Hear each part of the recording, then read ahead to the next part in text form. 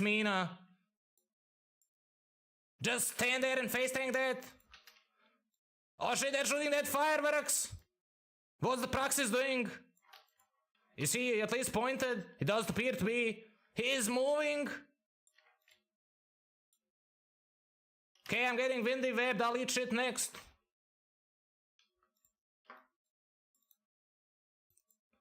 He's in structure. Steady as she goes. Move. Okay, Yasmina next. Yo, my guns need to digress.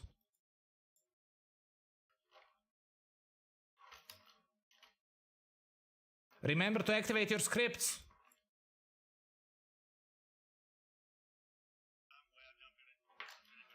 Yep, I'm webbed as well. We're slowly shooting him down. Deploy your drones and shit, yeah.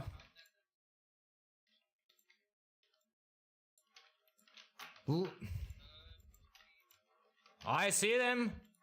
We're all dead, but we take that Vindicator with us.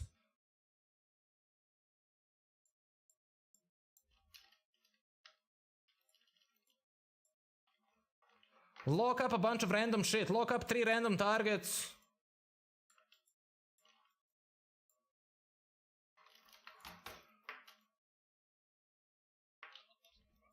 Good, good, I see him. Are they gonna rep him or not? No, they're not. He's eating shit. Quico next. Nope. That's Stiletto. He can eat shit. I don't think we can track him. Okay, prop mode's on and Anchor and JB. Let's kit. Just kit a bit. The Omen. He is next.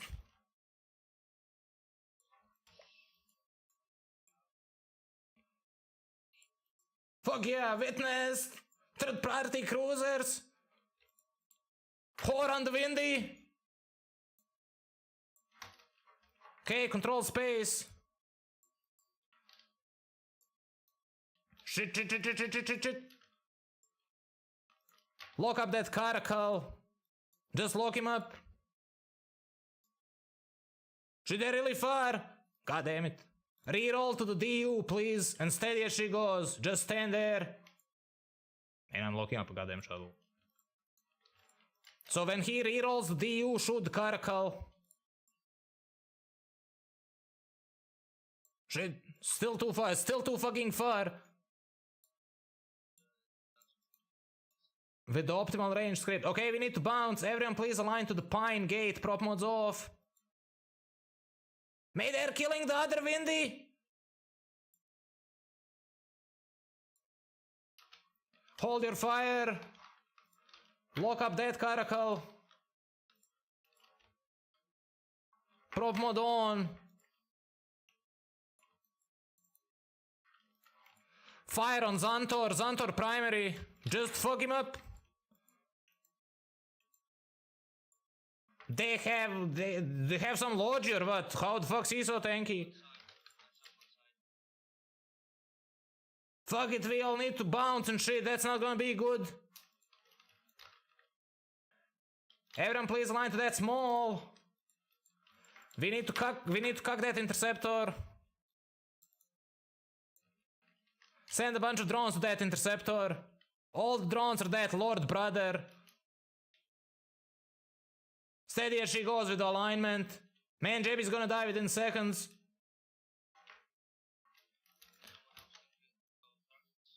You dudes need to warp off. Nobody's ready for that. Squad warp inbound. If you didn't get the warp, please warp yourselves. Shit, that was a messy fight.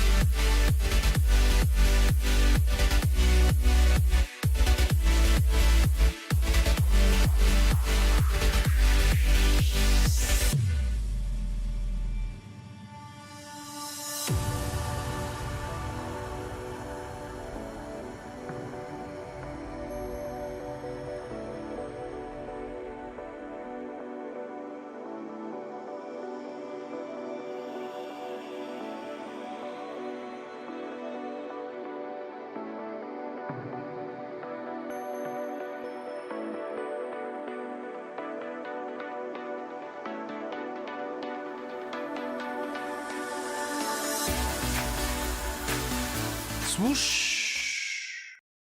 Yo, Minerads, thanks everyone for watching and for tuning in. This is Evlog entry 526, boys and girls. Here's that VB heart symbol. How's your day going, friends? Man, I hope you're all good.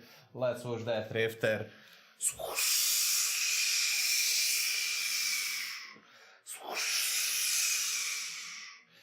Feels good, man.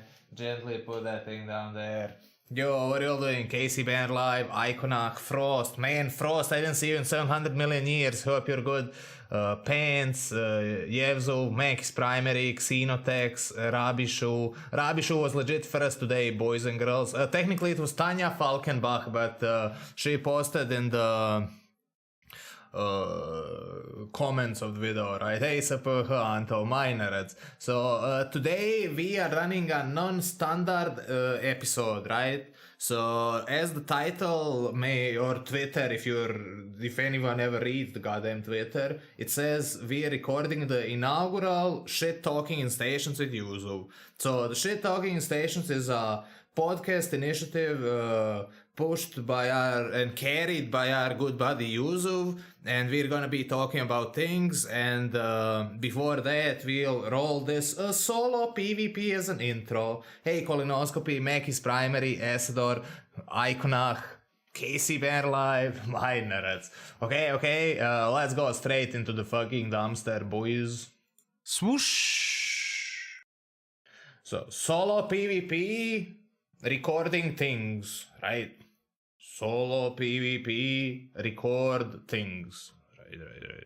Okay, so here's JB's pod. Let's get a fire tail.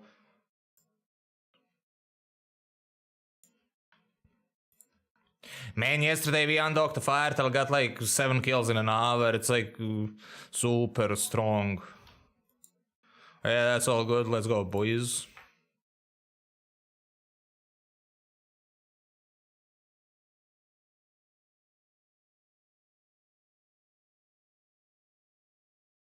Oh, we're getting a new Eve launcher. Get ready to have all your settings deleted and shit and all your accounts forgotten and whatnot. The best thing about the new launcher is it has 5 times more space to put in shitty adverts, right? Fuck yeah, lol. Okay. Enough of that. Let's scan down the shit.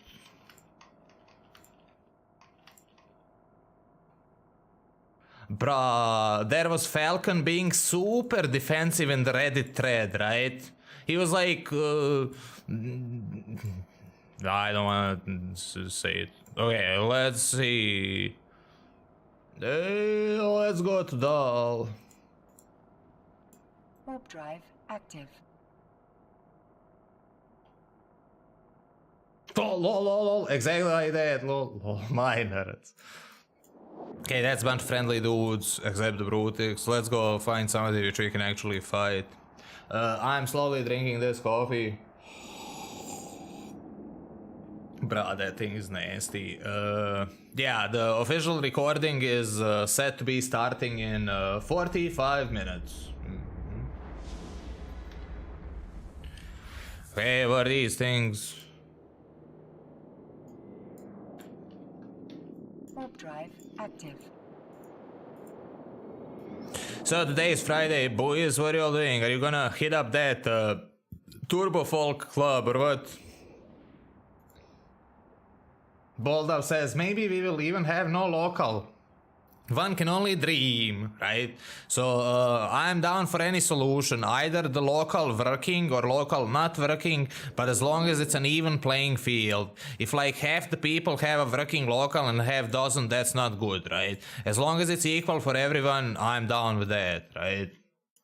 David, coffee again. Yep, Pasador, I'm back to the coffee drinking. Hey bro, Kino 7. So I stopped drinking coffee for roughly 6 months, but then I realized it's significantly less healthy to be drinking 20 mugs of tea per day than it is to be drinking 1 mug of coffee. And as my knowledge and character developed, then I'm like just, you know, maybe I'll stop drinking it one of these days. Oh, to stay hydrated, but that thing's legit keeping me alive. 7JV, hey, Drunken Giraffe, Miner. Yo, what's up? I hope you dudes all like that elite solo PvP followed by talking heads recording a podcast, because that's what we'll be doing today, man. How's your day going, friends? Are you all getting ready for that Turbo Folk Club or what? Thanks, friend. Some dudes were saying that I remind them of Jeff Goldblum. Man, that's a decent compliment right there. It's kind of like... maybe I can like style the beard into Minmatar symbols, right? You know.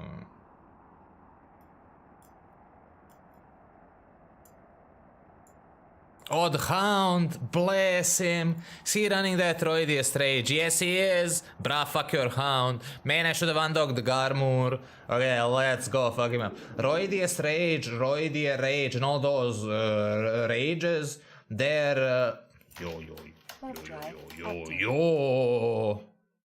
Ascon, what are you doing, son? Man, is that a... attack attempt? Lol. Okay then. The good fight. Bruh, Ascon was like, let's trick JB and shit, right? So Roidiest Rage doesn't have a gate. Like the large plex. You need to be careful when you warp to that thing, right? That's what I was saying. Let's go down to Azur. Warp drive active. That username sounds really familiar. That's like an alt of a dude. I can't remember who it was. Like, I know too many people in this game, well... to remember their all alts, that is. I'm gonna smoke a cigarette, friends. You dudes should not smoke. That's bad for your health. Mr. Mackey says smoking is bad, okay? He's completely right.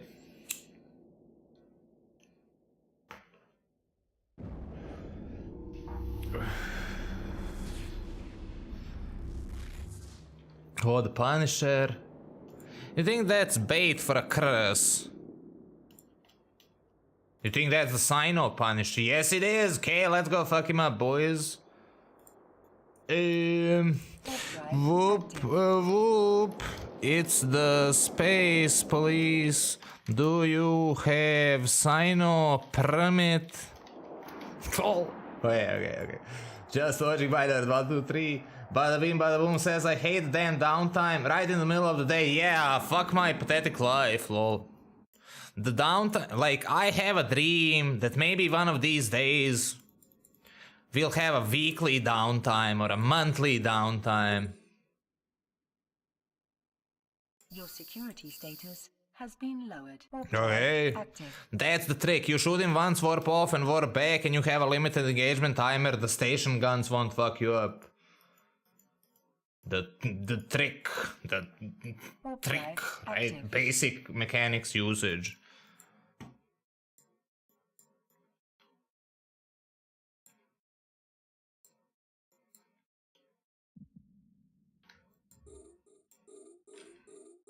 Finally, what?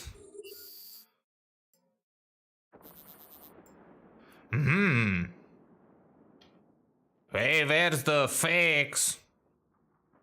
Where's the carrier?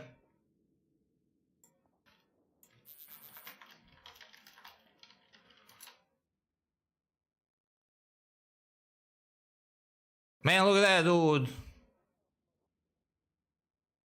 He's just pointing me and shit.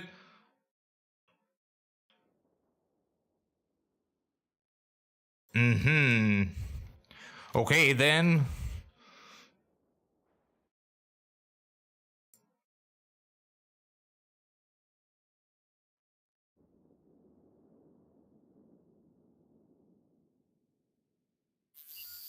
Rest in pieces. Let's see the pod. Shit. He warped off. Fair enough. Good fight. Oh, yeah. Let's go line down and wrap our shit. Hey, my dudes, that's the first blood. He didn't have a sign of permit. Oh, you dudes are already writing 1, 2, 3. Fuck yeah. That means we're all entertained there. Let's see the dank frag. With the point and scream shit. He's missing some low slots. 1, 2, 3, Weiler. Okay, let's go sit on the Atenor. Hopefully that thing doesn't cuck us waiting there for a couple of seconds. Shit, my cigarette extinguished itself, goddamn. So how's the beta launcher? Iconach, tell us. Iconach, the hero of the Twitch chat. It looks wider. Oh, of course. Oh, Mecha, is that you in that? I just saw you in local. You changed your avatar picture, looking sharp. Man, you see that chick in the Turbo Folk Club? You're like, you'll be afraid to walk up to her. Okay, dog and rep. Docking request accepted. Oh, accounts are still there. Nice. Oh yeah, rep.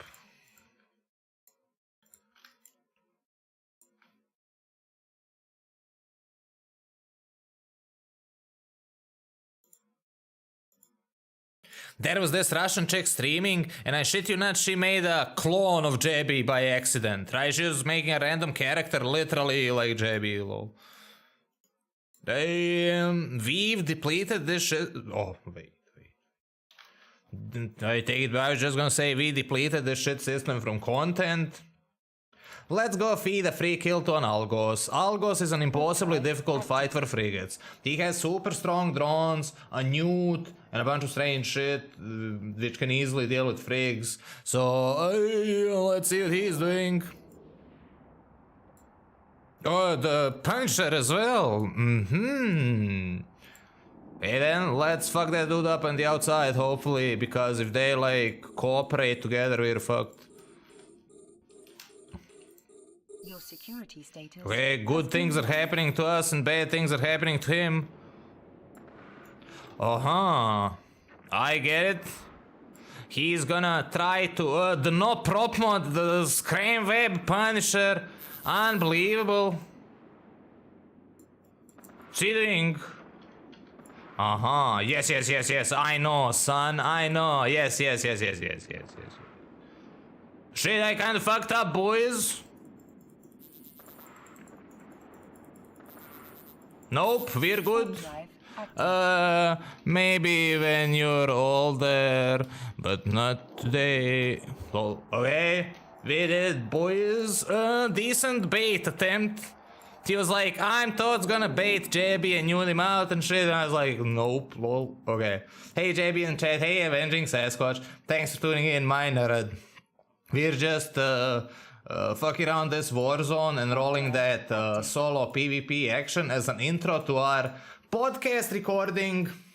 Why is your structure already a bit red? Which one? Pardon, you mean these things? That's the rack heat status, right? The bigger that thing is, the faster your shit cooks out. If you mean that, right?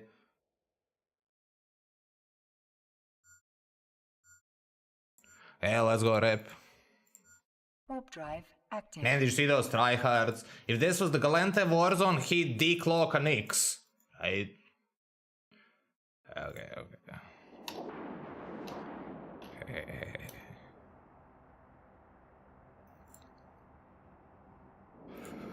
Okay, enough of this shit system, let's go somewhere else.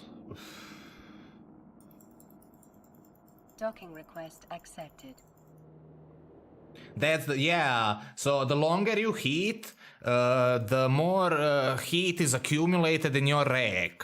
We have high slot, mid slot, and low slot heat racks, right? And like when you start heating, you'll notice that your guns don't take much heat damage, but as your heat builds up on your rack, then they start proccing a lot more damage, right? There's these data mining posts about percentage of heat and shit like that. You can also use EFT to random how would you say that, it guesses it, right? It goes on the 50% average because it's a chance thing. So it'll say like your guns will cook out in roughly 1 minute and 40 seconds, and in like 50% of the chances it will be faster, and in 50% of the chances it will be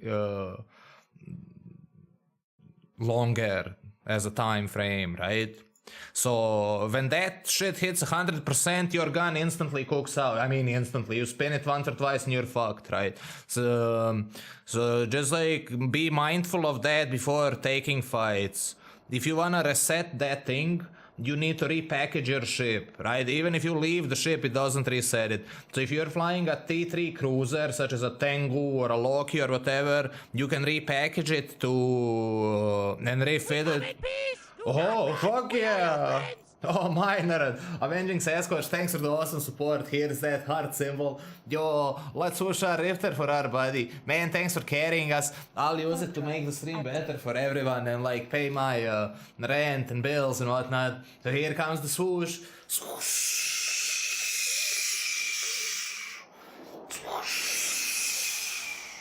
Thanks for the donation, Avenging Sasquatch. Man, that legit deserves a vertical.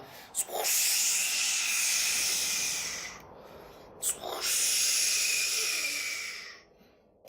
Notice how the camera is parabolic. Concave. The camera is concave, and then I need to make parabolic trajectories with the Rifter swooshing so that it appears a straight line on your stream, boys. Oh man, fuck yeah! Thermodynamics 5 is amazing. Let's see some of that swooshing for our good buddy. There we go. What's that dude doing? The Atron. Fuck his Atron. Let's see what he's made of. Warp drive active. If he's an immortal, we'll put his name to the test. We're probably gonna warp off. That's super hard fight for the Atron. Atron is a ship which is bonus to range, right? You gotta like scram kite that thing, orbit at 10 kilometers and hope for the best, right? So yeah, it's a no-win scenario for him unless I like socket close or whatever. Warp drive active. Oh, that dirty armor doesn't have a armor permit.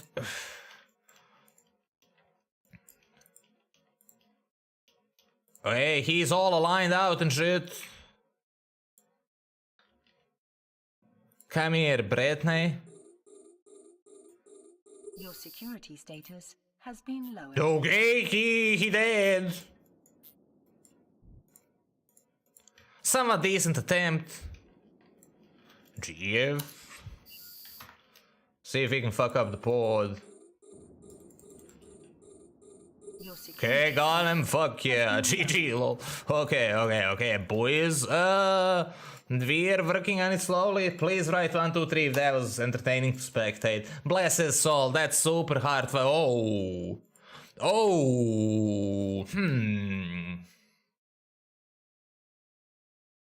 How do you say that politely? That doesn't look like a human pilot, right? That looks like a robot. Never mind, I give up. I don't want to be saying anything. Let's just like rep our shit. Oh, my nerds. Thanks everyone for your feedback. Fuck yeah, I see a bunch of dudes writing 1, 2, 3. Here's that heart. Okay, let's go rep and be good. Warp drive active.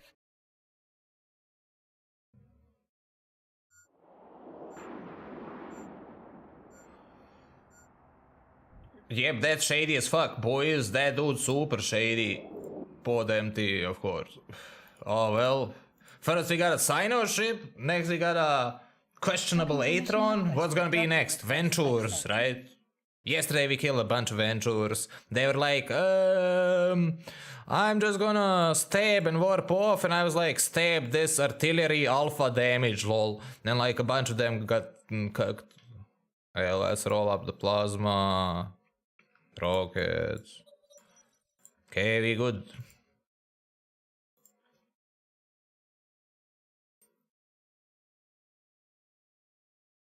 Baited on a free Stratios, lol. Yeah, that happened yesterday. Yesterday I was like, oh, watch this, I'm gonna decloak the Stratios. And I unironically decloaked the Stratios, right? Like, he was unbelievably good. That was like a telepathic play, literally. And then he was like, oh, you decloaked my pirate cruiser in your ship. Yes. And then I died 10 seconds later, lol. He was like, he was ready for my tricksterism. But yeah, at least we decloaked him, right? It's like, the hard part is decloaking him, the easy part is killing him. I just needed to do my shit more normally. Yeah, I was like, I wasn't ready for him actually fighting back. I thought he would be like Care Bear.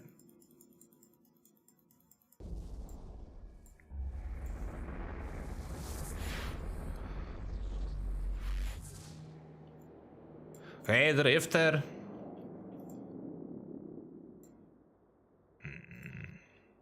Oh. Warp drive active.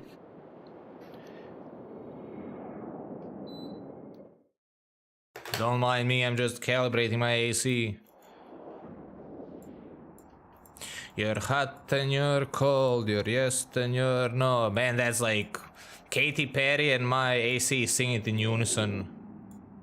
Rifter bonus to range, Firetail bonus to tracking.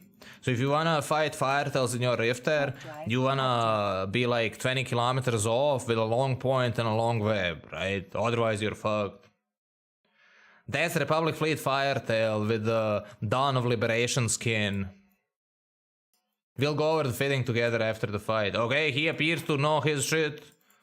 Okay, he warped. Okay, let's go over the fit together. Hey, RJ McCready, Miner, what's up? Thanks for tuning in. I didn't see you in a while. I hope you're good. Man, I hope everyone's good. Okay, let's go down to Flossesvin and go over the fitting together. That's the so-called Firetail Mark III, right? That's the masterpiece factional warfare Firetail fitting. It's like peaked out. You can't really push more out of it. He has it's proven in action as well with thousands of kills. Has the dual 280 RTs with the rocket launcher, afterburner, web scram, gyro, DCU, small ancillary armor repair, with the dual Tech 1 bulkheads and the Tech 2 collision accelerator, rocking the Dawn of Liberation skin, right? So, yeah, very nice. Come here, Brittany. She jumped through. Okay, never mind. Let's go to the TLF. Actually have Instadog bookmarks for every TLF station. Active. No, it's not 1700, 170. Right? And the Alpha is 1000, 1100. That's with the hits, Wally. If you proc smashes or wrecks or penetrates, will be more.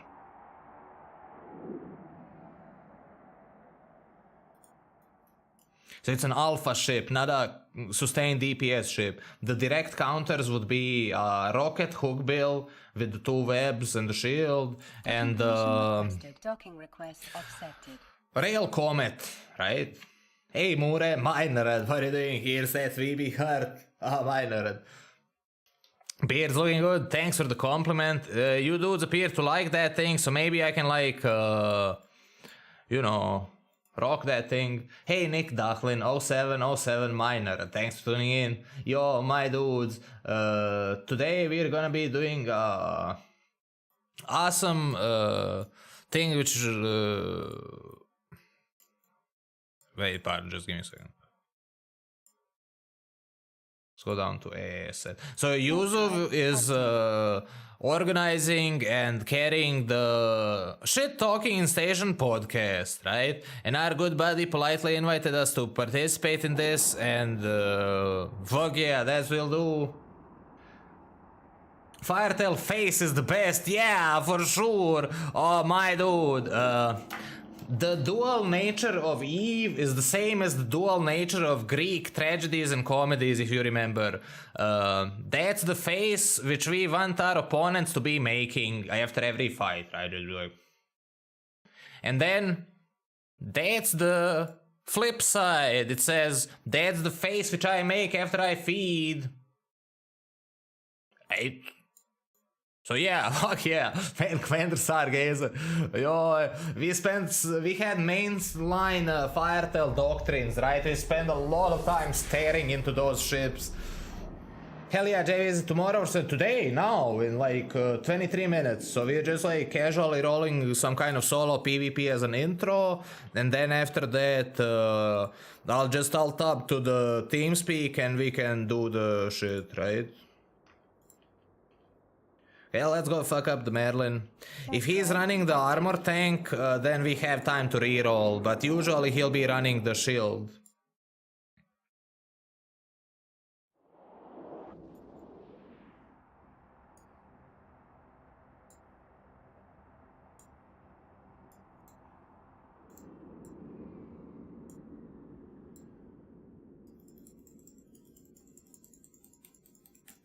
Go. The faster, the more I click it, the faster it happens, right?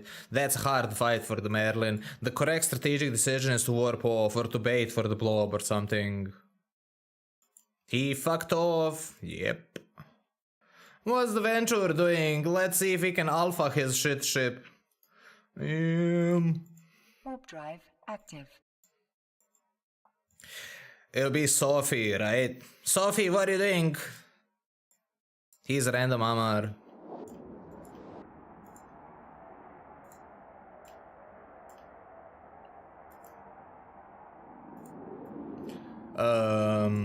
Stab this. The point doesn't mean anything, right? Your security status has been lowered. Shit, almost kill him. Fuck yeah. Point doesn't mean anything when you alpha thing. Your security Good status fight. has been lowered. Oh, the rat's bullying me. Okay, -1 cancer from the universe. Right, 1, 2, 3. That was good to see, right? You don't need a point to fuck up those dudes. Just huge alpha, right? Just like land on him, and if he's not ready, he dead. Let's go onwards to Isbra. I'll wrap it by eating paste. Easy, 1, 2, 3. Anti-boating, yep. You can do serious fights with a frigate, for sure you can. I consider frigates to be the skill ceiling of the game, right? Because of HP to DPS ratios, velocities, and the fact that if you fly a big ship, you have a lot of mechanisms to compensate for your shit mistakes, right? Because in a frigate, you mistake, you die, right? Like, frigate pilots are invoker pickers and meepo pickers in Dota, right? If, like, you know what I'm saying. So, you dudes, oh man, I see a bunch of dudes riding 1, 2, 3. Thanks for the feedback, here's that heart. He didn't have a permit to be illegally plexing there. Warp drive active. Cadillac, he's my good dude. We liberated the war zone together. The empty pod, right? Says, last night I wanted to play Eve and realized no one was streaming PP.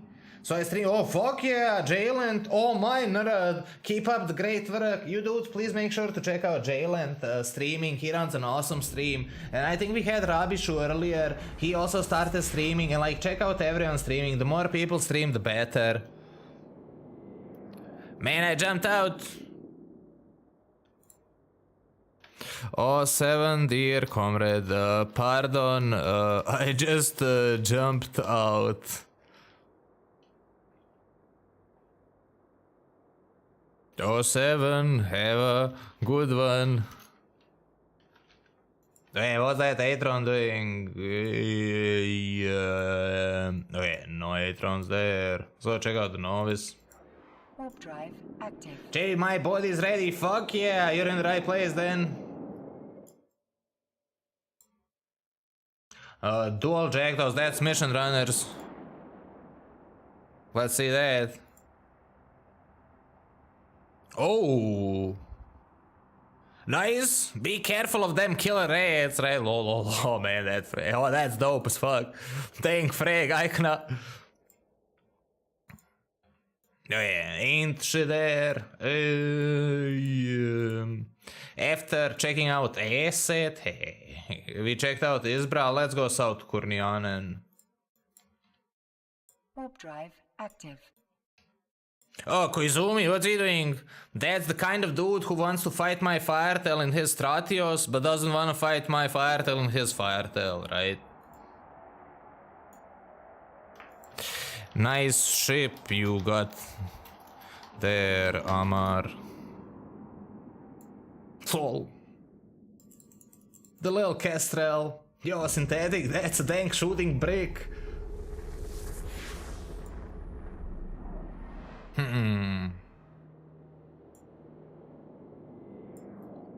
That dude has a specific username which triggers me the fuck out. Let's hunt him. Man. Come here, you Care Bear.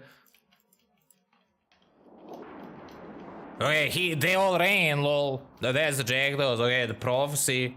Bruh, fuck your prophecy. He's sitting in the novice, I'll lose my fucking shit. No, he's not. Okay, let's trick him into using capacitor to... Okay, he docked or whatever. Let's go check out Sidus. When I was a zero-day-old player, when I started playing Eve, I would go to Sidus and try to teach myself how to fight. And dudes would dumpster me over and over again, and then I'd have to do the warp of shame back to Rents to get my new ship and so on and so forth. Back in the day we had these clone grades and shit, you didn't have citadels to jump through them and whatnot. So yeah... Nostalgia pushes us to go there. It's a border factional warfare system, and usually it's empty, but sometimes there's these dudes, like these Care Bears. They're running missions. Okay. 4 Jackdaws literally one-shot my ship. But knowing how Care Bears thinks, they'll warp off, right? So watch this. Let's reduce their ISK per hour. You think they'll warp off or shoot? What's the... Something tells me they're gonna warp off. Hey, what's that? Ah, YouTube video.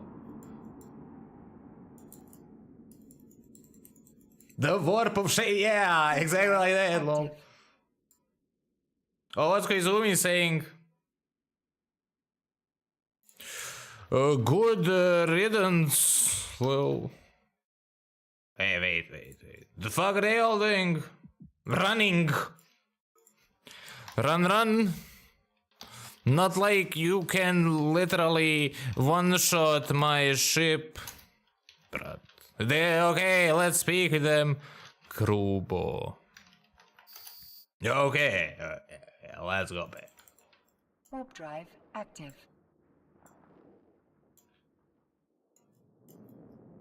Just beat 4 Jackdaws at once, GG.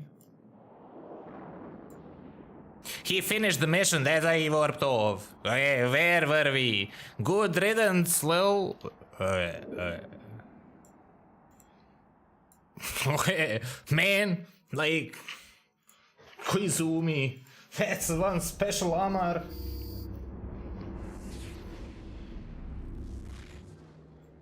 Fuck reloading. They're sub 2 second align time as well. So you gotta be like with an interceptor to tackle those things.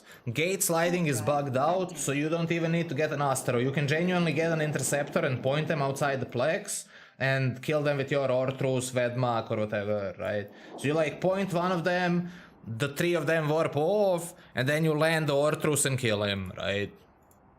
And you can do it with the Astro. I tried fighting them face on with the Astro, with this one, right?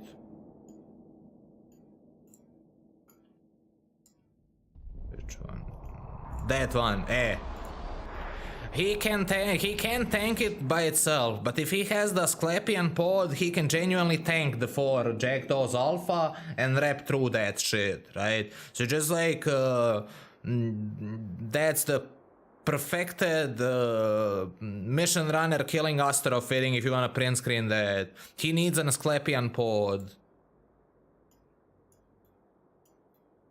Come kill those diamond rats in Amamake. That's not a thing, friend. There's a Gurista Sotio spawned there, right?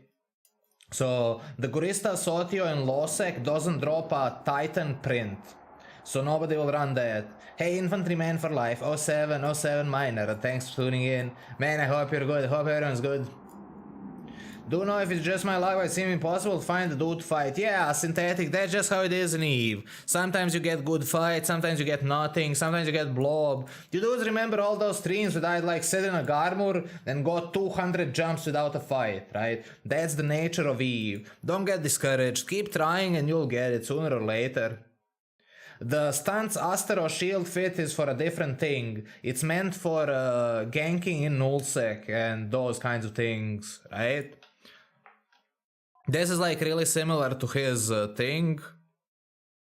He just runs different rigs and a different pod. You need some cargo and shit, and that's the one which we're talking about. He would greatly benefit from Quaif as well, but Quaif's hit like 30 million ISK per drink, right? So that's not a thing. And yeah, it's super fucking strong. But that's like for a different purpose. That's for like roaming around nullsec and ganking dudes and leveraging your hyperspatials and whatnot. Hey, there's not there. Fuck my life. Let's go down to Saktogas. Hey. Warp drive active. So the dual rep Astero is for the mission runner ganking in Losec, and the shield hyperspatial long point Astero is for ganking VNIs in Nullsec.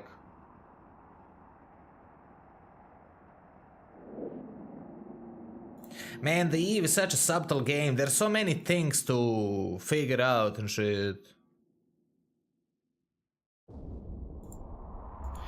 Yo.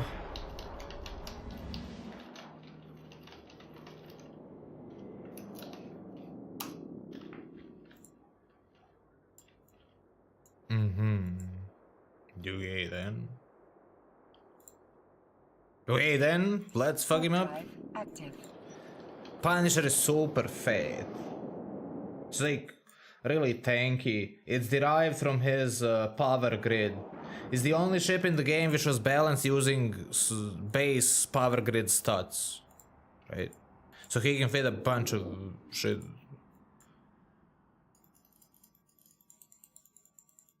Warp drive active. Oh, T minus 11 minutes until our fun starts.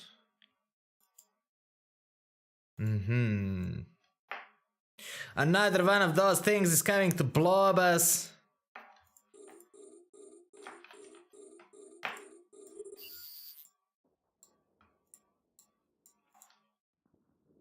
Okay then. Oh bro, he's actually connecting some kind of damage. Unbelievable.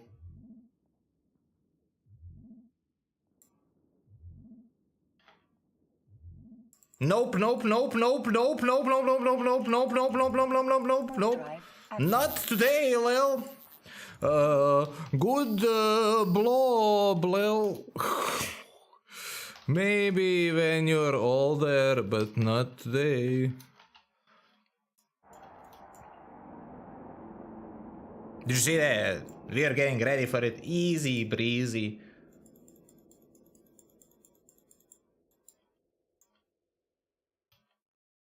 Okay, waiting out our dumb timer, gonna rep our shit. That's too much things to be repped otherwise. I don't wanna eat like 100 paste repping a goddamn fire tail.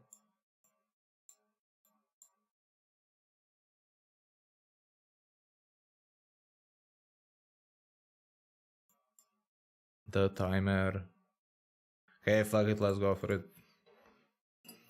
Man, my ashtray smoked my fucking cigarette. I'm gonna smoke a cigarette, friends. You dudes should not smoke. That's bad for your health. Fair warning, don't ever do it, right? I'm an example of what not to be in this shit life. For real. If there's some kids watching or whatnot, you can easily choose to be a better person than I am, right? You just like listen to your parents, go to school, read books and shit, right? Yes.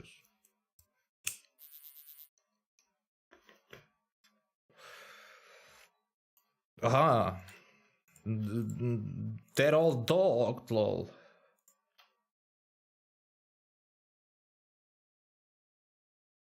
Does reading books makes you cool? Yes, it does.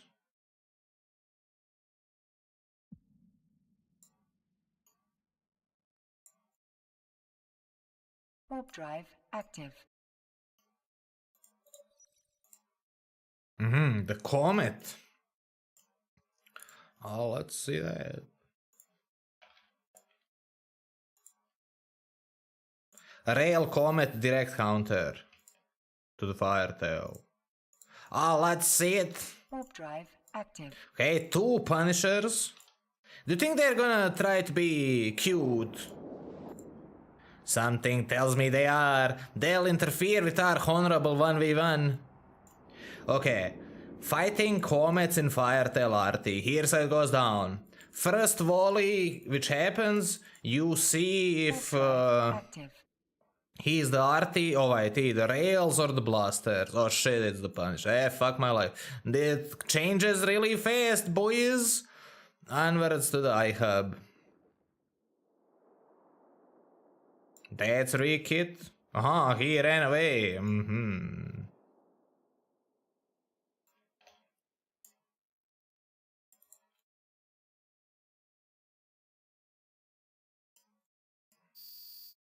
Yes, sure, yes. Warp drive active.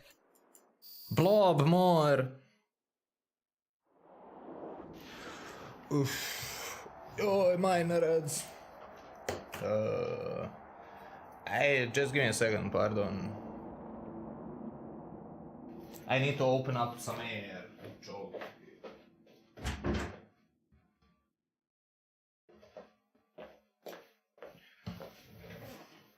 Shit. Warp drive active. Alright, much better.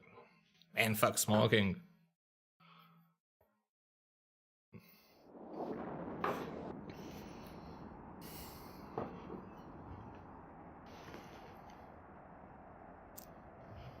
Pardon, had to open the door. Oh, 10 kill marks. Fuck yeah.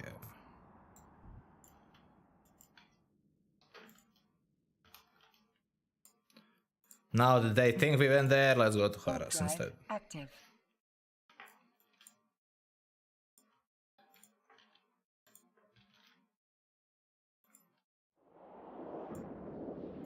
Troll. Bless him.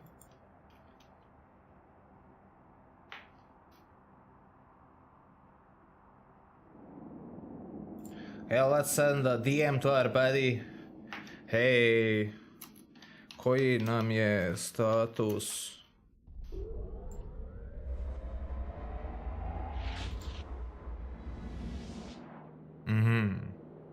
Okay, let's go see the novice. The system is vulnerable. That means plexing doesn't give any LP, which means the Care Bears, I don't think they'll be running it. Haras is crab territory, yeah, shit, nightmare frame, minor. You're not in station though, we're rolling a solo PvP intro, right? Oh, the Executioner and Merlin. Okay then. Oh, super Anto 707. Warp drive active.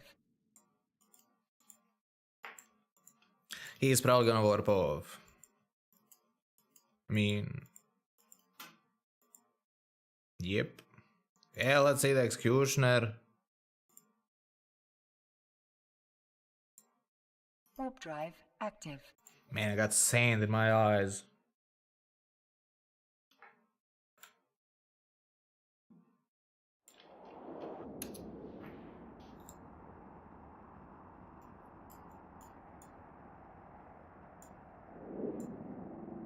He's gonna have to warp off too. Warp drive active.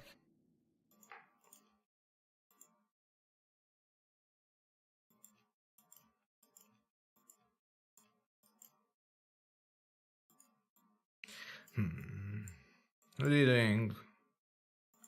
Warping off. Fine. Let's go to Warp Softgas. drive active. Is that some Amars? Nope, just some... yep. Run, Amars, run.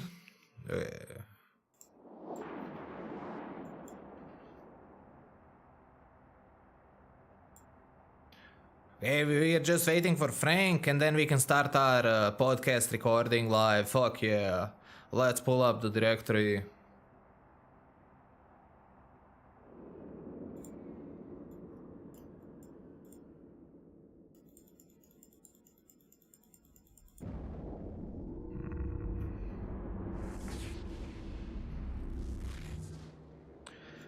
The disgusting blob. Onwards to Cyclone. Warp drive active.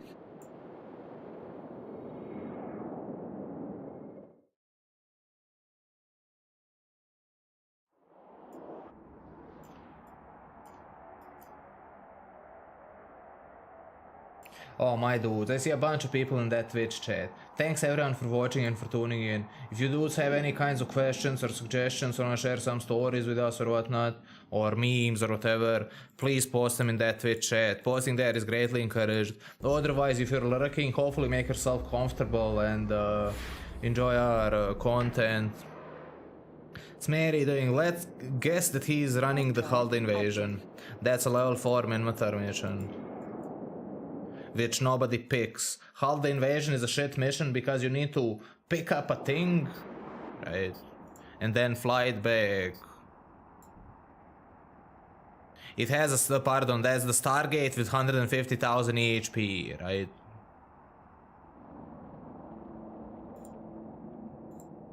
This is too much HP. Okay, the dude fucked off. Let's go back to Sarktogos. Mihera is outside of factional warfare, might as well not exist. Grinding in BDOs, I'm a lyric 07, Nick. Oh, Nick, I finally built my Etheria sailboat and I was autopiloting. The ship crashed into the invisible edge of the world, glitched out and disappeared, and now I'm stuck in the middle of nothingness, have to swim back for 10 hours, lol. That's one hell of a predicament I got myself into. Shit.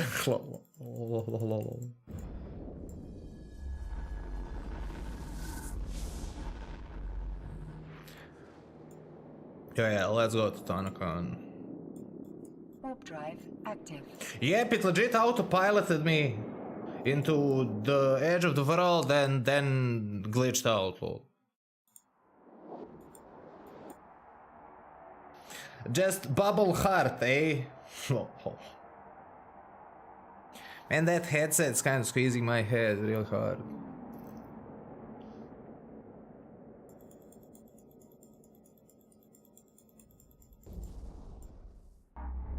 Man, there's no way I'm wasting my loyalty points on that. I'd rather swim, lol. Okay, let's go to Anka. It's not my fault, it's a bug, legit. Like, come on.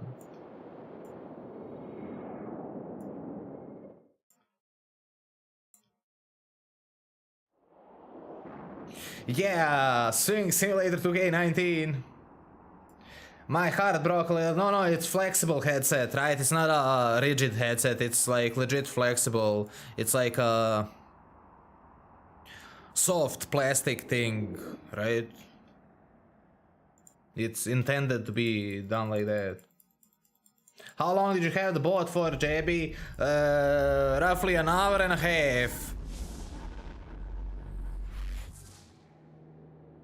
Sennheiser and all those high-end headsets have rigid support beams, but mine has the soft one.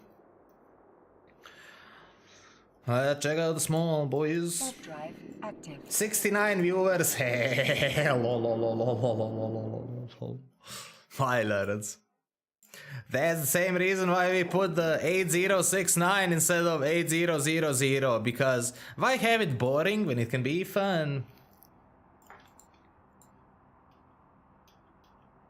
Shit, I'm gonna get dehydrated. You dudes, I'm gonna drink water from my green bottle. You'll love this.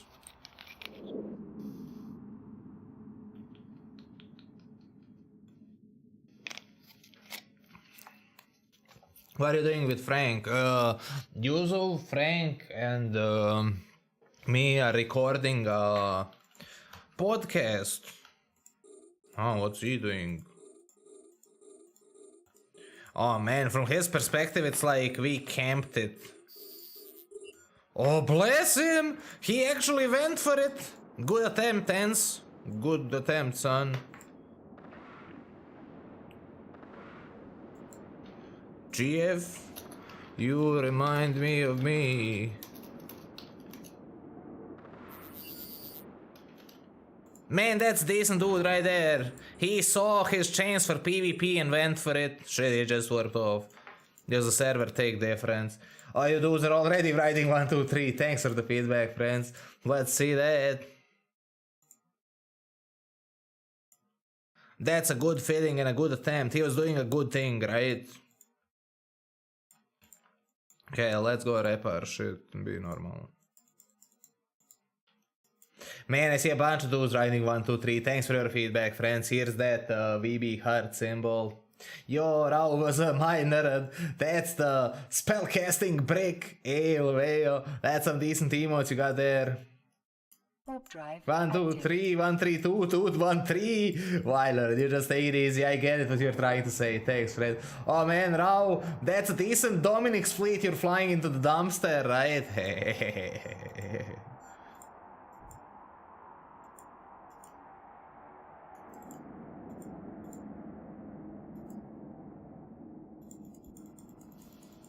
Docking request accepted.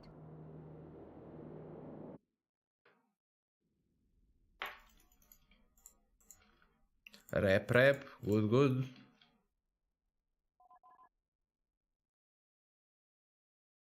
Okay, that's some good shit. Man, we're gonna eat all our paste and rockets by accident. It isn't intended to be living for so long.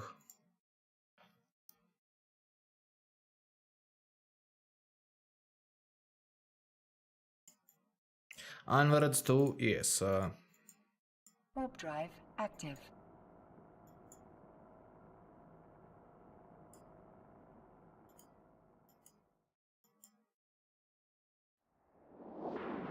Yo, hello dear comrade Eve Dursus Nero. Hope all is well, friend. It is. Minor, same with you. Thanks for tuning in. Here's that VV heart symbol. All hot chicks are showing that, therefore we are showing it as well, you know, for like equality and shit, right? Man, like I hope you're all good friends. We're just like casually roaming around the war zone doing that solo PvP as some kind of an intro. Did he underestimate you? Could be that, or could be that the dude deliberately went for a fight expecting a different firetail fitting, because he can range control against the single web autocannon firetail. The Jag.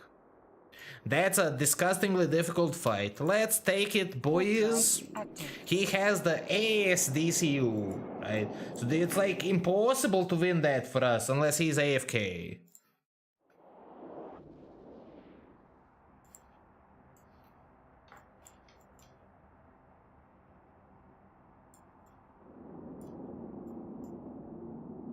Okay, let's see that. Warp drive active.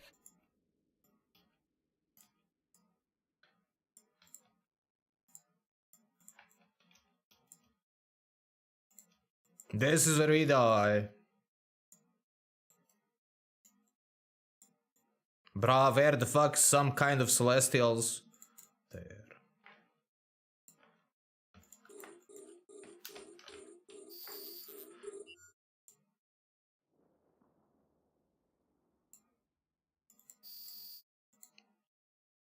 Okay, we're pulling range from him.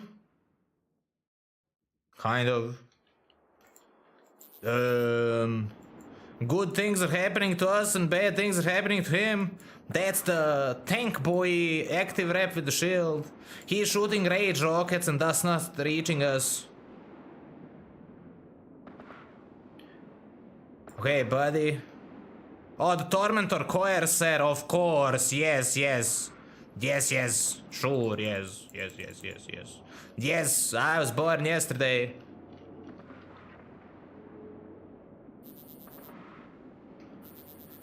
Has a real long scram, lil. Dank blob. Try harder. Did you see those dudes? They're like, oh, Coercer, Tormentor, Jake has the firetail shit. Yes, no. Oh, it's starting, boys. He's saying, let's go to the TeamSpeak. Okay, I'm gonna dock in the Citadel, and then we can start recording our talk show. Fuck yeah. Give me a second, need to... 07. Thank you, Hurt.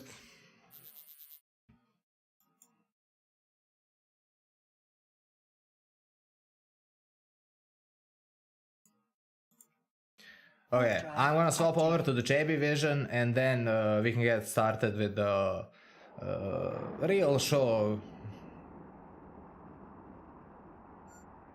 Just want you dudes to see that I actually dock safely.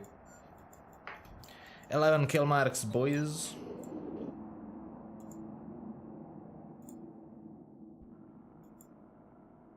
docking request accepted.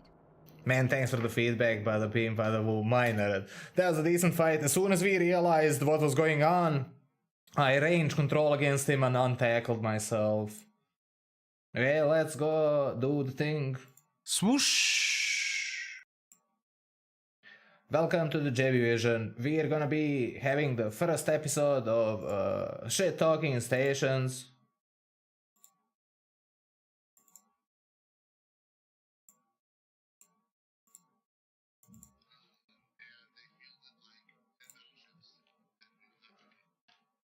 Hey, my dudes. What's up, friends? Man, I hope you're good. Thanks for getting all this together. Are we ready to start with the coolness?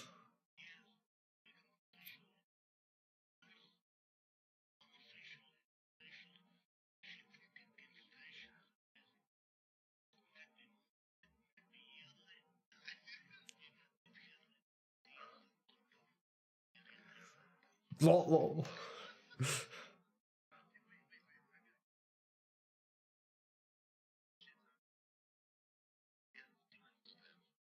Tall.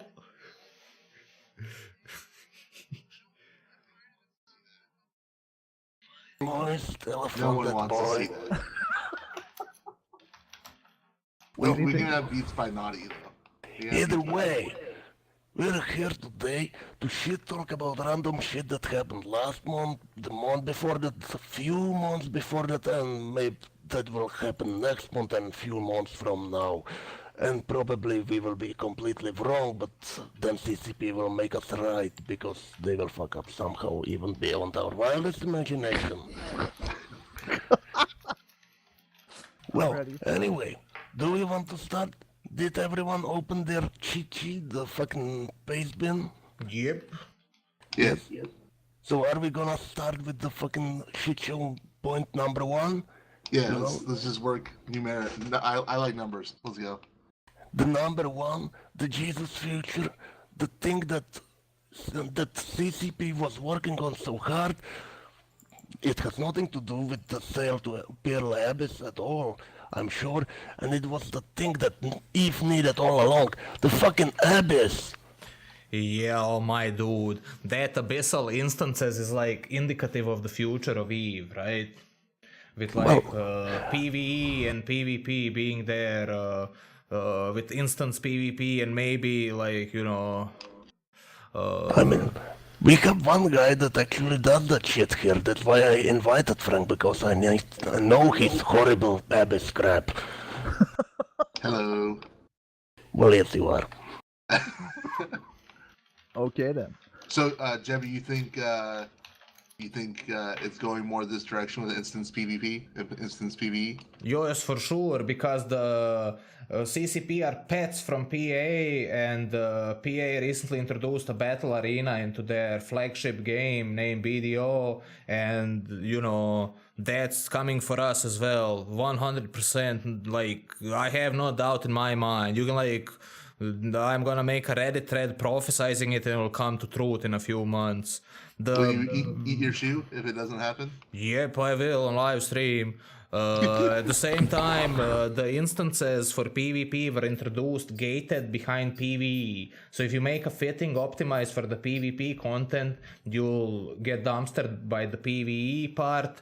And if you make a fitting optimized for the PvE part, you'll get dumpstered by the PvP part, right? Who could have guessed that people who would be interested in a fucking one-on-one arena probably are not interested in PvE?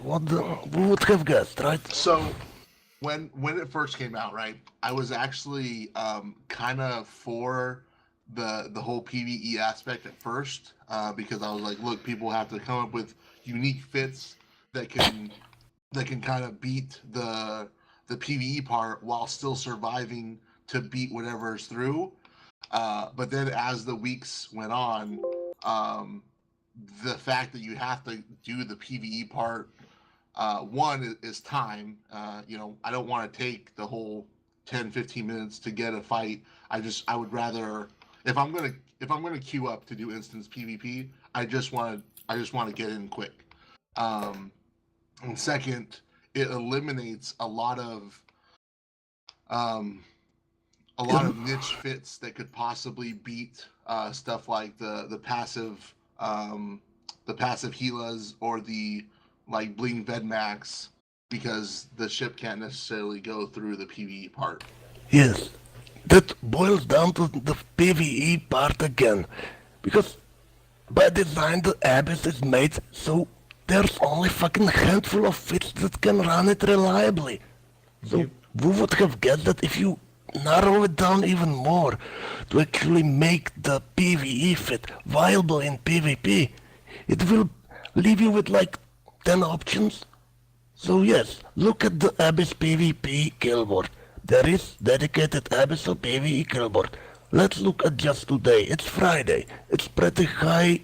It's pretty good time for people to do some arena PvP. And what do we see? There was skill of Gila cures, Vagabond cures. Okay, we can go down and see the same 5 or 6 fits repeat over and over and over again. Let's forget about the thing that it's like 5 people actually running this thing. Oh Yeah, my and I lord. think Frank brought up a really good point. If you look at the kill board too, it's like every other 20 minutes there's a kill popping up on the board. People aren't interested in it, and it's been a couple months since it's been employed. So like, why isn't CCP? I guess they're gonna have to wait 9 months, right? Like they did with chat, and then make it a priority is probably what will happen. Well, the option 2 is that this was some attempt at saving a shit show that was Resources War. You remember Resources War? Oh, Yeah. damn. Like, that's like went the same way as the Drifter incursions and those kinds of things. Well, good thing that somebody remembers, because CCP obviously doesn't, or rather doesn't want to. I mean, if So also yeah. something that happened with the Abyss is that the loot cache in the middle, the loot cache in the middle is actually not that great. I haven't run it recently, the PvP aspect, but when it was popular, there was a loot cache that I have on stream that is empty. There's 0 items in it. Oh, I that's beat the other hilarious, person. Frank. I beat the other person. I go get the loot, and there's literally nothing. And so the rewards were also not stacked for me putting a 1-2 bill ship in there. So why wouldn't I just fly the 400 300 mil passive Gila, which can reliably beat the PvE and can reliably beat like 80% of the Abyss ships. So it is the Resource Wars. You basically pay to do PvE. Oh, Yeah. yeah, that's hilarious. We can also talk about the concept of quote-unquote stealing content from Eve and Tranquility, right? Because a lot of dudes think that's a problem with the instances, the Abyssal PvE and PvP. It comes down to it, like, if a person wouldn't have logged in and undocked to do a thing, there isn't any imaginary content to be stealing from, right? There's like a bunch of dudes who'd be interested in running it and stuff, only if it was made more normal and smooth lined, right? On the other hand, there is some people that would enjoy instant quick fight, but the question is, why just don't put the instant fight in something that already exists? You could make some special small instance plex in lowsec. You wouldn't have to make whole new PvE part just to make a fucking one-on-one arena. So yeah, what do you guys think about them if they remove the PvE part and just allowed you to pop a filament and then it pops the conduit, somehow? That'd be more reasonable, Frank, for sure. And like, especially if it had MMR, right? If it like matches me with like noobs and I dumpster them over and over again, that's not gonna be good, right? But if it like matches dudes like with some kind of LO based MMR similar to, let's say, Dota, it'll be much more viable. How do I get stuck in Edo Hell then? Yeah, but yes, that's the problem. It's attempt at making some sort of balanced one-on-one arena without the actual balancing part. You know, you don't have any think, stats. I think eliminating the PvE aspect. I wasn't for it at first when it first came out. I really liked the PvE aspect, but as time went on, now I haven't done Abyssal PvP because I don't really. I'm interested in coming up with fits that are like niche and maybe counter to the fits that always ran, but there's always this roadblock of coming up with a ship that can also run the PvE. And I just I'm kind of over the whole PvE part of the PvP. Even me, someone who came out as defending it at first. Okay, now for the last important questions. Question: do you actually think that CCP will keep this shit alive, or will it actually go the same fucking way as Resource Wars and Drifter Incursions and every other Jesus feature that we saw in last few years? They'll keep it for sure. Because they are being pushed into it. They're pets. They can only say woof woof, yes, yes. Right? He doesn't have a choice if he keeps it or not. I think they will keep it, but more so that it's really not hard for them to like the PvE. Abyssal PvE is super popular. Like people, you can see Abyssal traces in HiSec. You see them in Null in Sovnal.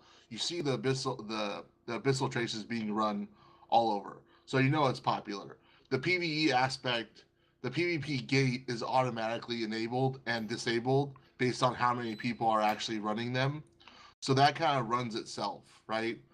So I don't really think there's as long as people are interested in the PvE aspect, and there's this mechanism to prevent people from getting the free PvP loot, right? By the if there's no one running the tiers the PvPs, then the PvP gate won't spawn. Yes, so, as we saw in the first days when it didn't spawn at all. Right, and like when they're outside of EU prime time, and sometimes they're there, sometimes they're not in US prime time, and then Australia's just fucked. But yeah, I don't think they'll get rid of it. They would have to get rid of or find a new option for dropping all the Triglavian stuff, right? And that's even more work, and none of that's going to happen. Yeah, I completely agree. I'm betting on CCP's laziness in some of these regards, as far as like not wanting to go and move and implement things in another swooshes direction. have gone by just less to, like, than fix a broken mechanic, because it's easier to 3,123. leave it in. I don't think they're gonna change it. This is just Resource Wars 2.0. Well, I wouldn't call it Resource Wars 2.0 because the Abyssal PvE is popular. Like I'm speaking strictly of the PvP part of it. Yeah. As far as like the usefulness and how often people are using it and actually going into these, I don't think it was as popular as they want it to be. I think there is a place for that in EVE. I just think it was executed poorly. And even me, like I did a lot of Abyssal PvP, and I still, I did it because it was there and it was quick. I still prefer nullsec fights. I still prefer an organic engagement happening in someone else's space. Like that's still the preference for me. It's just those are take a lot longer for me to find. Yeah, it's really weird too, because I mean, I don't know how to deal with Abyssal PvP because if I'm not getting like 3 supers dropped on me, it just doesn't feel the same. You know what I mean? Let's not deal with it then.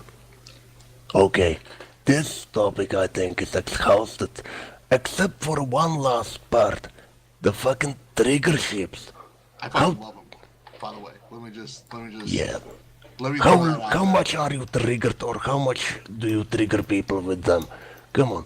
I think that aside from Damavik being actually nerfed by the buff, yes, it was buff that nerfed the thing, and aside from the Logi being so fucking niche in every scenario, aside from gate camping or super small gang, I mean, they're alright. If we look aside from the part that it's just MR laser bolts with funny gun mechanics, I think they're alright. Okay, what do you think about them? Oh It's a my new dude. ship. It's a new ship line we got in a while. So let's go. Like, that's my thing, boys. I'm like the PvP department and shit. The Kiki is OP as fuck. They just need to delete it from the game. He needs to receive the Sweeple or the Ishtar treatment. It's disgustingly oppressive to the meta defining. The Vedmak would be closest to being balanced and normal. The Drekavac is super strong. It's like disgustingly strong, right? It's like Trex, anything has a 100,000 HP, 7 loss loads, bonus to the armor, MJD, MWD fittings with self-linking fits and whatnot. And the Leshak is OP, right? So the Damavik is the dumpster, and the rest of them are super strong, except the Vedmak, which is kind of within reason, right? Finally, I think that Vermak is the only one that's properly balanced out of the war fucking line. I would definitely agree that I think the Vedmak's the most balanced. I do think it's more interesting for me in some ways because even though the ship is bonus to fleet, I see so many solo players use it, and it's good to, in my opinion, like I think the Kiki could use some rebalancing, but overall, I think the way the ship bonuses, especially the new weapon system works, it is something that like solo players get to use and have fun with in a way that I think it's just you don't see it like it's something you can actually it feels like you maybe can actually take on like a 40-man corn fleet with if you're careful enough. But I guess a lot of ships are like that. I really like its ability to, if you're able to stay on grid, if you fit it and you are able to stay on grid with something, it gives you the ability to punch above your weight class as a solo or small game PvP. Because if you're able to stay on grid for 2 minutes, a minute, you can hit that full ramp and end up doing impressive amounts of damage. Yeah, no, so absolutely. I really like that aspect of it.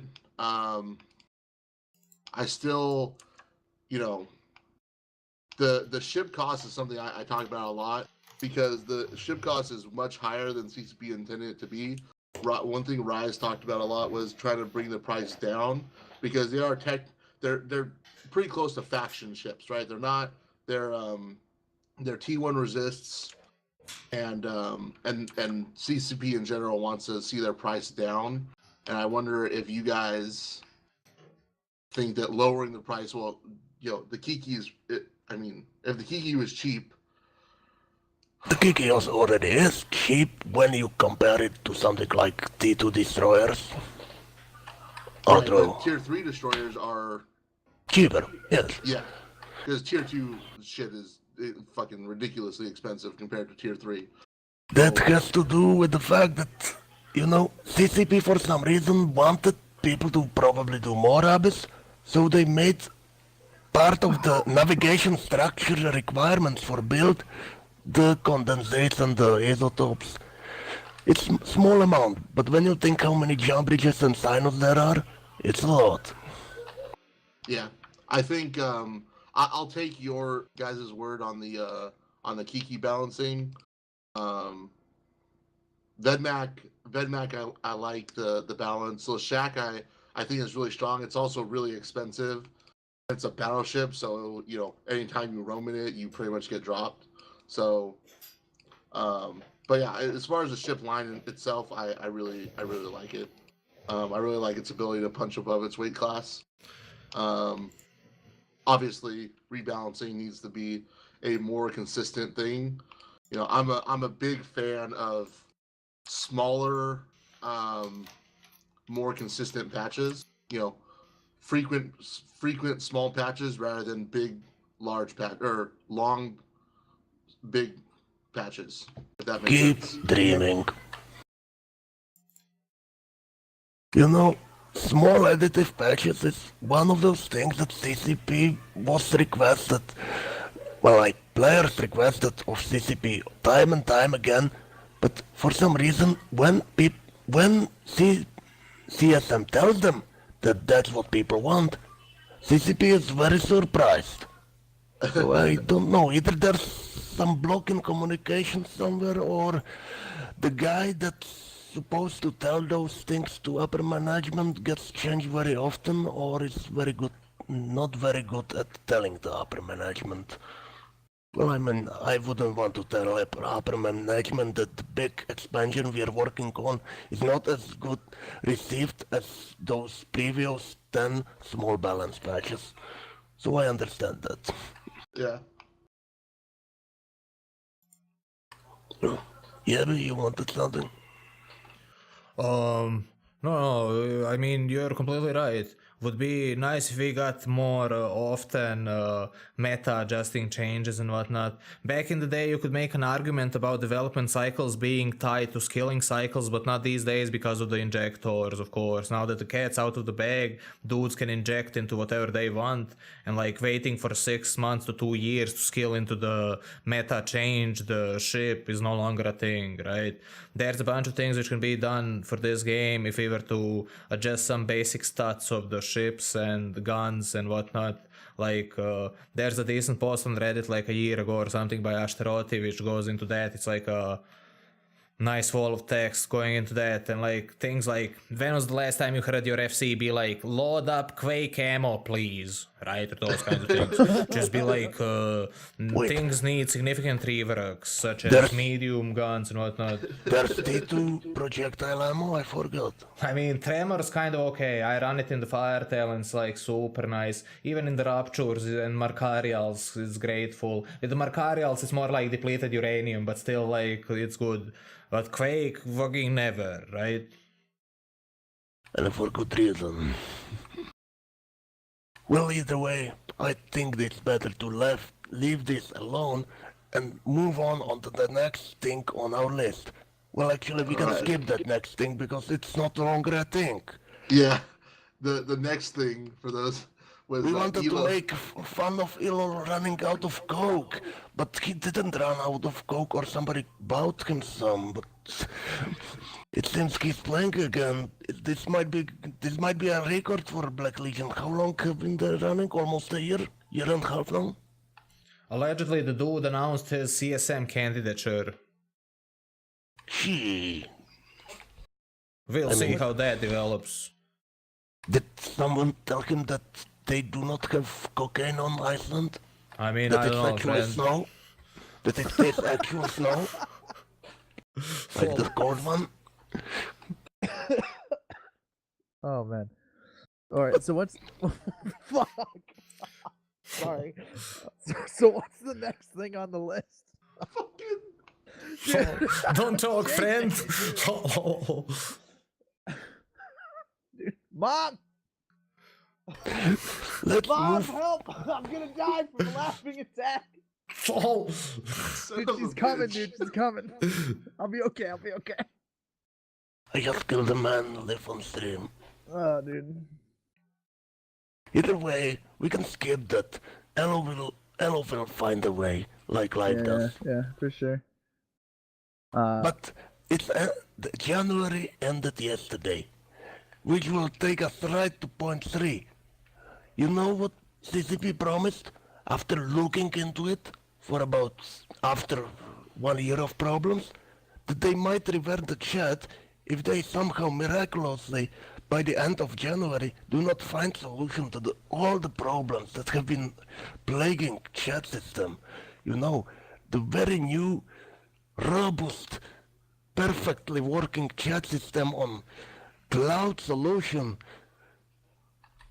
Well, the January ended, so what's your bet? And can you see the local? They must roll it back. It's broken beyond words.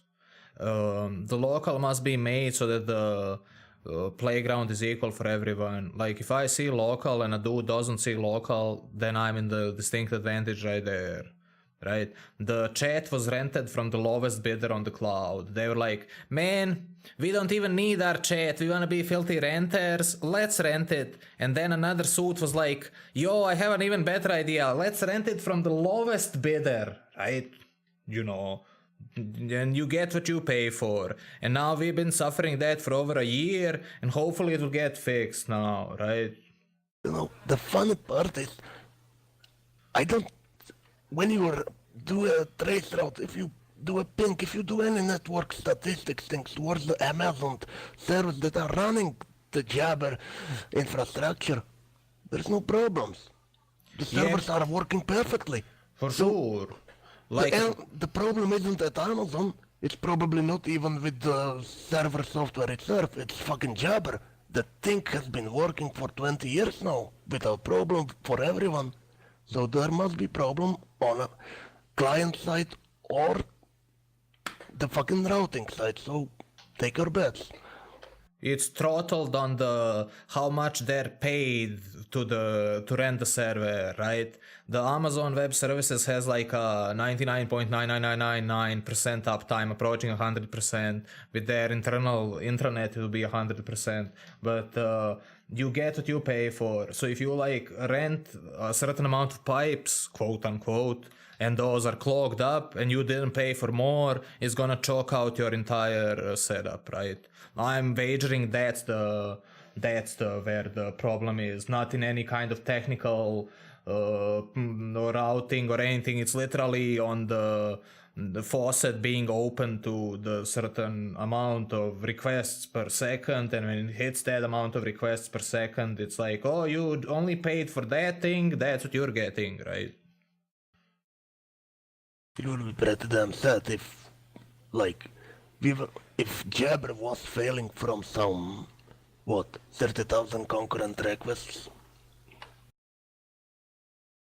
Well, I was ranting and raving about this on my stream when it was all going down, and I've been through the forum and I've read a lot of what people said, and they talked about it, and from what I understand, from reading what the devs have said in that forum, the essential issue is the leave join traffic, and that's the fact that there's too much leave join traffic, even though you have literally like 14 years of or whatever, a ridiculous amount of data based off, like, you should know how much leave join traffic you're gonna do and have to handle. That's a first failure there, because that should have never been an issue. They should have done a test, not on the test server but on the live server for a week, and then be prepared to roll back to the old system. Like, if you're doing IT, you do it the right way, right? And then a year down the line, it takes them a year to fucking respond to this. Like, what the dude, why you leave something broken? And I'm assuming they were trying to fix it, but like the fact that after a year they're finally like, oh yeah, we're gonna think about making this a priority now, or we're gonna make this a priority now. Like, what the fuck, dude? Do you even care about your player base? Is like how I feel at that moment. And maybe I'm like super critical about them and like towards them and this in general, but oh man, I was fuming when everything was going down, and I'm sorry to be the guy who's like, fuck this, but dude, fuck this, it should have been fixed. You're completely right. On day 0, I told Falcon on that Eve Discord, I was like, yo, my dude, local's horribly malfunctioning, and he was calling me a tool out of the blue, right? I was like, yo, let's try to make the game better for everyone, local is broken and shit, and I have print screens of this. He was like, literally, JB, you tool, like, it's unbelievable how they didn't want to fix it for that. Like, I share your sentiment. It's like, local is the main function of the game. Call me spoiled, but in 2019, I expect an MMO to have a flawless chat. If my MMO, which I make from nothing as a meme, has a flawless chat, then theirs can have it as well. Right, there's like multiple bigger MMOs which have significantly larger volumes of chat, and they're working flawlessly. IRC and Jabber were sufficiently stable to communicate with the international space stations and shit, right? It's like a super mature technology. It's like dudes are just like...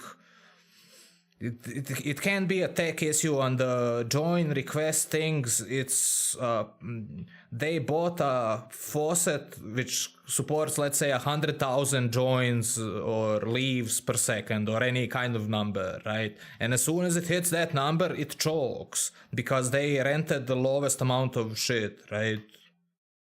Yeah, it's just so disgusting, man. It's and like I think what really irks me is it was like a year of silence too. Like, they didn't say, like, there was no open line of communication necessarily about it, other than the devs sometimes getting back to us in the blogs. And I understand they're busy and they're probably trying to work to maybe hopefully fix the chat system, right? Which clearly they weren't, because they didn't make it a priority till a year later, right? But like, you've got like multiple fantastic forms of communication, and I know some people have come at me saying, you don't expect to just go online. Like, nobody wants to get hounded. I absolutely understand, dude. I get it. But like, when you make a fuck up, dude, man up, own the fuck up, and let's get it fixed, because we're all in this shitty Eve boat together, and we all want to have a good time. And honestly, working chat is the one thing you expect from MMO. It's sort of the most basic thing that makes multiplayer game multiplayer, you know, like Just for sure. that thing that worked in fucking mods 30 years ago. It worked in Eve 1 year ago, and now it doesn't work. And let's face it, the technology isn't something experimental. It's something that's normally used and known to work perfectly. And it takes you almost a year just to admit that it's not working perfectly. Okay. It's my fault I didn't buy enough plexes and skins. Yes. You should have bought gold ammo. Yeah, that things. And like, if you fire your entire community team, then you cannot be surprised that nobody is communicating, right? That's like 1 + 1 = 2, right? There's no like official pipeline of communication anywhere. It's like just like random responses on Reddit and the new official forums because they killed the previous 3 ones, right?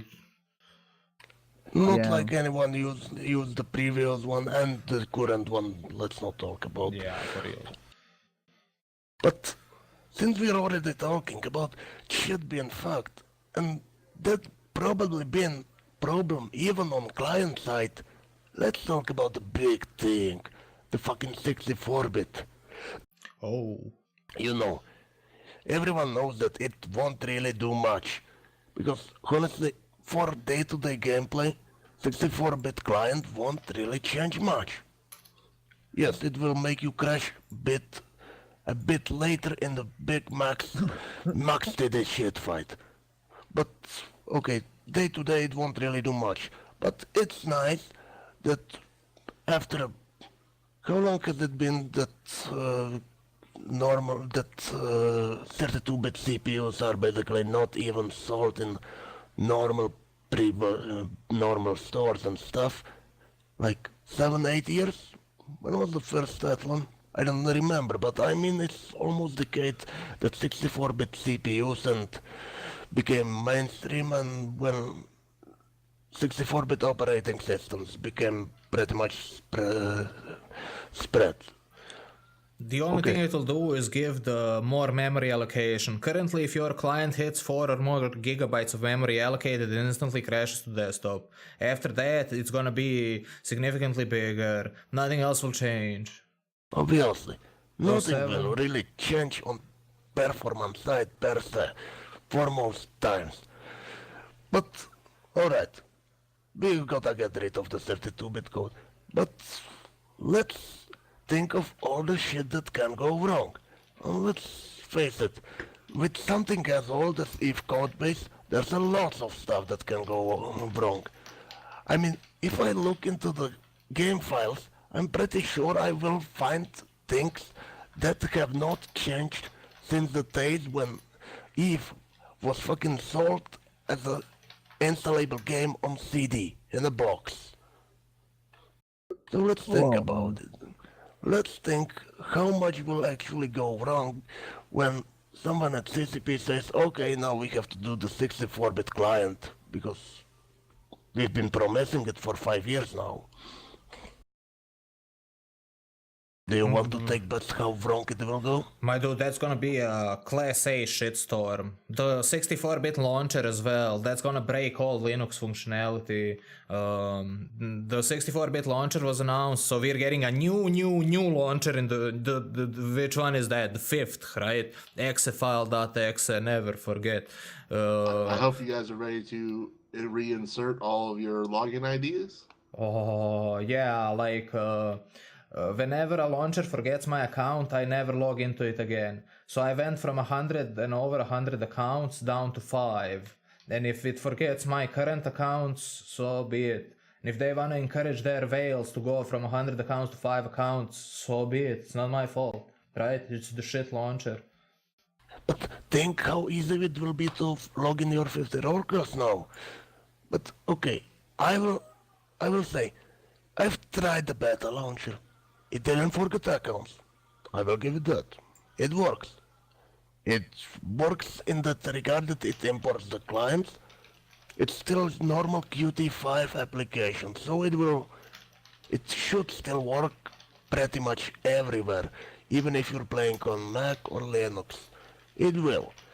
Now, why we needed new launcher when aside from the multi-login, and everyone who needed that is using Evo Preview or Xboxer, because like that's what everyone uses for multi-boxing. Why did we need it? I mean, it has nice Newer little... is better. Okay. Yes, and it has bigger window for putting adverts in, and it has the nice big buy Omega time button. That's important. That's very, very important. I don't think 64-bit's going to be important at all. Let's just be realistic. There is still a whole server that's going to be bogging down every big fight where you're going to have more than 4 gigs of RAM anyways. Honestly, I think... it means less people will DC, which is... Dude, screw them, dude. I don't care, dude. I DC all the time in fights. It's just part of Eve. People just DC and die, and it's terrible, and it's whatever, dude. The best fights, though, the fun fights that everyone actually gives a crap about, as far as I'm aware, dude, they don't have to do with 4 gigabytes of RAM. As far as I'm aware, on all of the fun fights I've ever had, and this could just be me, this is very anecdotal, all the ones I've ever had have never used more than 2 gigs of RAM. Because if I need 4 gigs of RAM, I'm probably already dead. Let's just be realistic. But I really do think that's like optimization to a point to where you're going to like the server's bogging you down anyways for fights that are that big. But that's just my take on it. Yeah, And that's for real. by design. I mean, if it's single threaded on the server side, because honestly, how else are you gonna process all the requests without some bin at the same time? That's impossible. Yeah.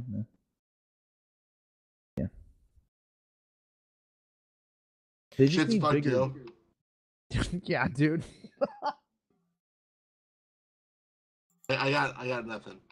Yeah, no, Well, there's This nothing is good more to say turbo about nerd this. that I'm ready to deal with. I hit 4 gigabytes of client usage when recording at 1440p, right? In huge battles only. But if I'm pushing it at like 1080p, then it never hits the 4 gigabytes. So it's like... So we can agree it will not give us free hat. No, it'll not. It's gonna be like Black Desert Online Reborn, Remastered, whatever the fuck that thing's called. It's just gonna be a marketing push. Now 64-bit, like you know that console from Atari, Jaguar. Hey, allegedly the new launcher will be able to patch itself without restarting itself. Okay.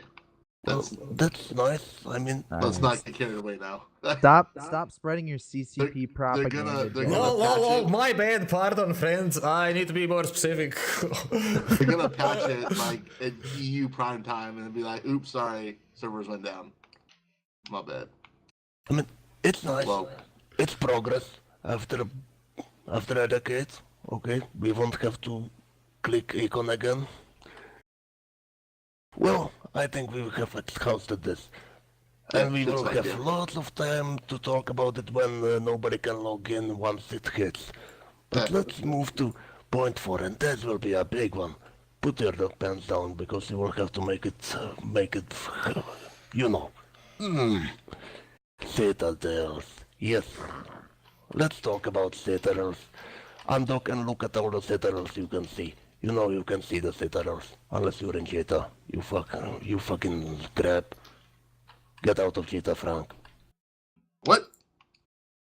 Get out of Jita and go to I'm not in perimeter. Vegeta. I'm in abyssal space. Hello? Well, can you see all the citadels? No, there's no citadels in Vegeta. Only mobile depots. Well, there's one good thing about Jita. 6,000 mobile depots. Well, so it's almost the same as other system is with Citadels, you're Yeah. saying. It's like every system in Delve. Yes. So let's talk about this replacement for the, deployable stations. The one that you could only have one in system, or for the postes that were limited by the moons. Let's talk about Citadels and what they actually need to be done with them to actually make them less cancer Dude, or more cancer. I want to find the guy who decided tethering was a good idea. I just want to camp him, dude. I just want to make him quit Eve, quit CCP, just quit it all. Cause I don't understand why tethering was like a needed thing. I could be wrong. Maybe I'm wrong, and tethering is really just a brilliant idea. But to me, it just seems ridiculous, dude. It's the Care Bears and the lawyers, right? They're all like, oh man, Texas the lawyers. sport is getting to our brain. It's too much for our brain to handle. We need permanent safety and shit, right? That's the kind of thinking, right? It doesn't want to encourage dudes from like committing or being dedicated or anything. It want to encourage this dude to be casual and risk adverse so that he can like log in once a month for 10 minutes and buy a Plex, right? I mean, Yeah, maybe you will be able to buy fucking anchoring rights with Plex. Don't give them ideas. Citadels killed factional warfare as well, but don't take my word for it. You can independently see it on the two APIs, the Z killed APIs for the kills and the victory points APIs, because it bypasses the natural sovereignty of factional warfare. And factional warfare represents the highest amount of active players outside of huge nullsec battles. Yeah, but it didn't kill just... I mean, it's hardest hitting in faction warfare because of the lockout mechanics being completely irrelevant now. Aside from people having to have some sort of permadoc mission puller, but whatever, they have that anyway. But it destroyed all kinds of space. Look at, well, let's not look at Heisek because your overview will probably take a while to load because of all the citadels. Let's look at wormholes. Evictions can take how long? How long does it take in a fucking wormhole? 3 It days take if like you're 12 lucky. days or some shit. 3 My days if lord. you're super lucky. If every goon deleted their account literally now, it would still take us 6 to 18 months of timers to kill their unpowered citadels, abandoned, just ghosts, right? The entirety of Delve, just for example. It's like, the defenders have a huge advantage there, and it facilitates people entrenching themselves into their shit pockets and whatnot. It also killed Rens as a trade hub because you can anchor a citadel in Heck and you cannot anchor it in Rens, right? Not all trade hubs are made equal. Yep. So they did a patch a while back, right, to introduce the low power and the shields being always vulnerable, right? And that was supposed to make it easier, but what it did is move the timer. The armor timer is now also set by the attacker or by the defender. So now the defenders get to choose both. Like that's 2 time zone tanking timers you have to deal with. Yeah. Prior the to nerf, that, the you nerf could hit actually the buffed shield. the defender, yeah. Yeah, prior to that, when you hit the shield, it was somewhere between what plus or minus 2 hours in 24 hours. The shield would come up, something like that, or the armor would come up in plus or minus 2 hours on 24 plus or minus 2, something like that. Yeah. And yeah, I don't know. I just We can talk about the PvP mechanics of it also, Frank and my dudes. What do you think about Cavalry Ravens being the best platform to be dumpstering citadels, right? Titans and shit were intended to be like, let's shoot keep stars. But no, we run it with MJDing fucking Ravens, right? Yes. It's a great evolution from Macarials Online to Ravens Online. What a change. We just like changed one capless max tank, max range, high alpha doctrine that was basically not fun to fight. Well, I mean, what do you do with Macarial Blob? How do you fight it? Well, you don't fight it. You bring your own Macarial Blob or you bring fucking bosoms and try to delete them. But like, there's no fight to be had, it's just bash. We replaced it with another high tank, high range, high alpha doctrine. Now it just doesn't have to be capless. What a fucking improvement. It just, I don't know if Citadel weapon systems in and of themselves are super duper balanced anyways. Like, for instance, tethering, right? Tethering is a mechanic, right? Why do you need a point defense system on something with the tethering? Like, I think there's like certain interesting questions along with Citadels just in general, where like you have the like, if fighting on Citadels is something me and my dudes do all the time. Like, we'll pick fights on Citadels and everything, and we're always scared of point defense systems, right? But that like, it's something that's so easily used and abused, and it's just like they rarely get used in the way they mean to, I feel like, a lot of times, because a lot of people will never ever siege a Fortizar with a bunch of frigs or cruisers right on top of it, right? You'll never do that. Why would you ever do that? Why does that module exist, right? Like, it's just questionable. Like, there's a lot of questionable decisions in the balancing of things as far as Fortizars and Citadels and Keepstars go. But hey, I mean, I don't have to worry about it anymore. I just live in Jita, so. Oh, I think, well, Abby, you have to deal with the frozen shit with Citaros. Go ahead, cry, you can now. We will understand. Man, like, dudes teleport a bunch of their titans onto the long-range weapons and shoot the stick, right? There's no perceived fights there. You can't fight under the arcing Vorton projector normally. You can't like avoid those dumb bombs and shit without using strange jumping mechanics. So yeah, that's like really fucking specific there. Force is a strange meta. You can't like form up a fleet of, let's say, we have 20 guardians and we can tank it, right? That's not a thing. So it's like any kind of vanilla normal way of killing it goes out of the window. And especially small sticks like Tatras and Raitarus and shit. But like, why does that even have guns? So it's like, when they were first announced, they were supposed to be like all weak and whatnot. Yes, basically, Citaros completely stripped dreads of their role as the bashing machines. You know, how did you clear space of sticks before? You dropped a dread bomb and you went from moon to moon and then nuked the sticks. Okay, they might have had guns, but you didn't kill the guns, then you killed the ECM and whatever was on the stick, then you killed the stick. And you could have cleared system of structures in what? One day? Easily. At least put it into timers, right? You would put it all in the timers based on the stront and the stick.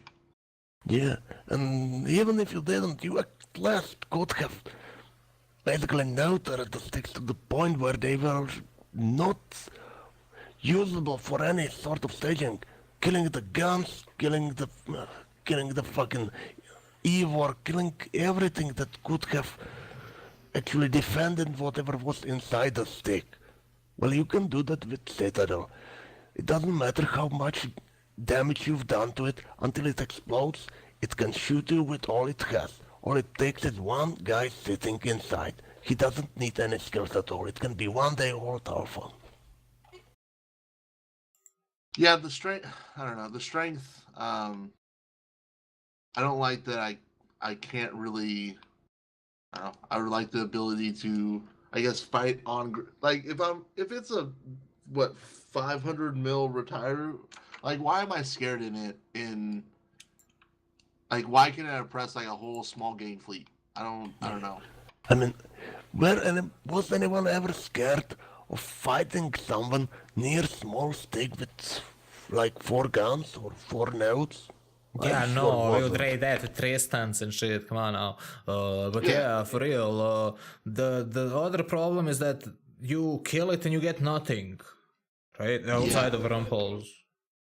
Like, why would anyone waste their dumb life for 2 weeks waking up at 5 a.m. Eve time Wednesday to shoot thing which drops you nothing.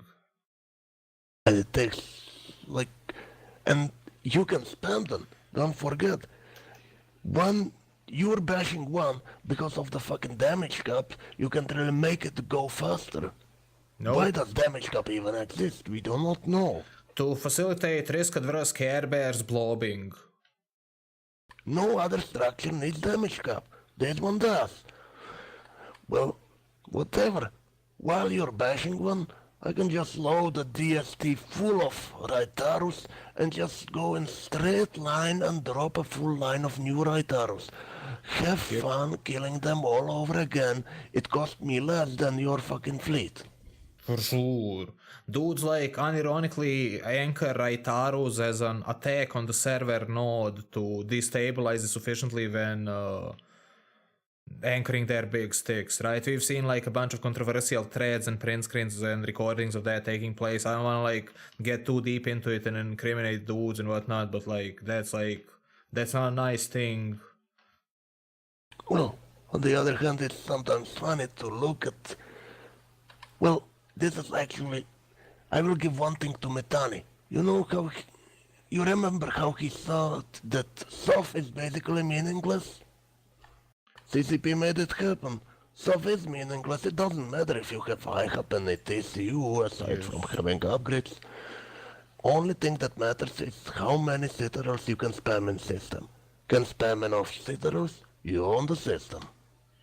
Welcome to same you. thing. If you look at the 9Co Pocket SV5, like they have like 100 Citadels between their systems because they know no one's gonna try to evict all that. And if anyone comes to evict them, dude anchors 100 more, sets them all at the same timer, and even if he deletes his accounts, good luck evicting all that shit in the next 6 months. Yeah. So, I mean, we all know Citadel suck. Like, what would we do different? Yes, I mean, damage cap, it has to go, but I agree it has some point of existing, but at least it should scale. Okay, you have, the more people you have, or the more collective DPS you apply, the higher the damage cap should be. It shouldn't be like you apply all the damage, but you bring more DPS, it kills the Citadel faster. Okay, but if someone says, what, they will drop 200 Titans and one-shot it. Okay, if they drop 200 Titans to one-shot it, well, too bad. But you probably couldn't defend against 200 Titans grinding your structure anyway. Right, because it only takes, 12 to hit the damage cap? Yeah.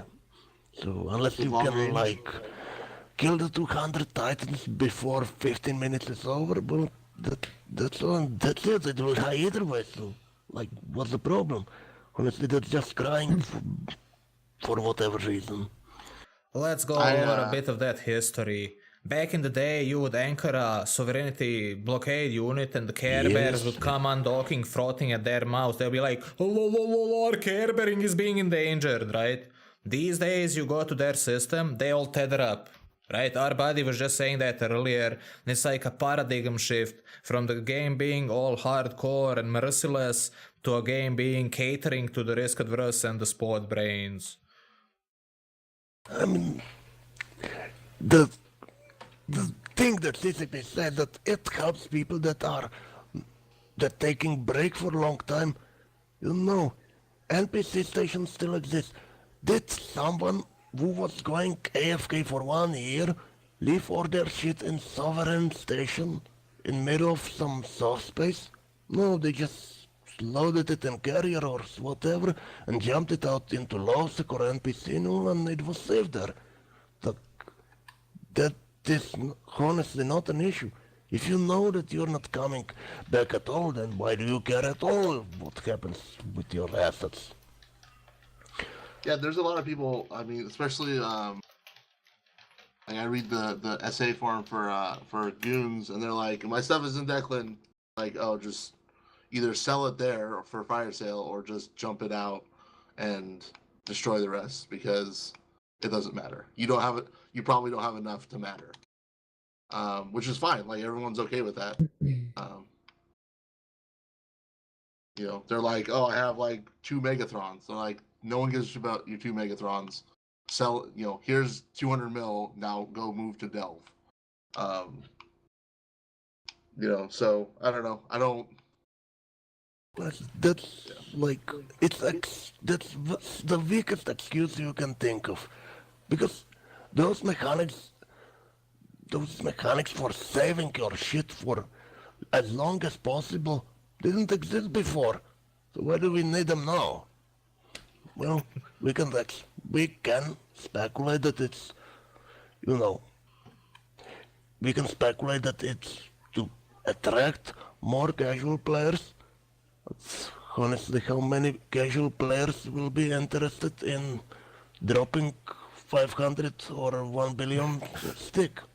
Probably not many. They will be mining in high-second venture. Or they will be in Horton using their own citadels. They don't need their own. I think, in my own opinion, this is a symptom of, and I could be wrong. This is some conjecture on my part, but I think it could really possibly be a symptom of the fact that CCP's latest design approach to EVE Online is to hand Care Bears and people who are incredibly risk adverse incredible amounts of crutches, right? For sure, yes. That's how they milk them for money. Exactly. But the problem is that there is a better way to fix it, which is better for everybody, which is integrate your new players, your Care Bears, into the world that they're in. They're in EVE Online. You can die at any time, except unless you're tethered or in Triglavian space, because you're pretty much safe there because nobody can attack you. It's kind of ridiculousness, I think, in some way, for sure. On my part, the way I You do really it, don't like tethering. Me neither. Like, fuck tethering. Just delete that thing from the game instantly. Like, what the fuck's a tether supposed to be? That's just like for the spot brains and the Rorcal pilots and shit. You punch into his local with your Garmur and 27 Nixes warp to the stick and tether. Right? Yeah, exactly. It's like, what happened to like your capital not being able to dock?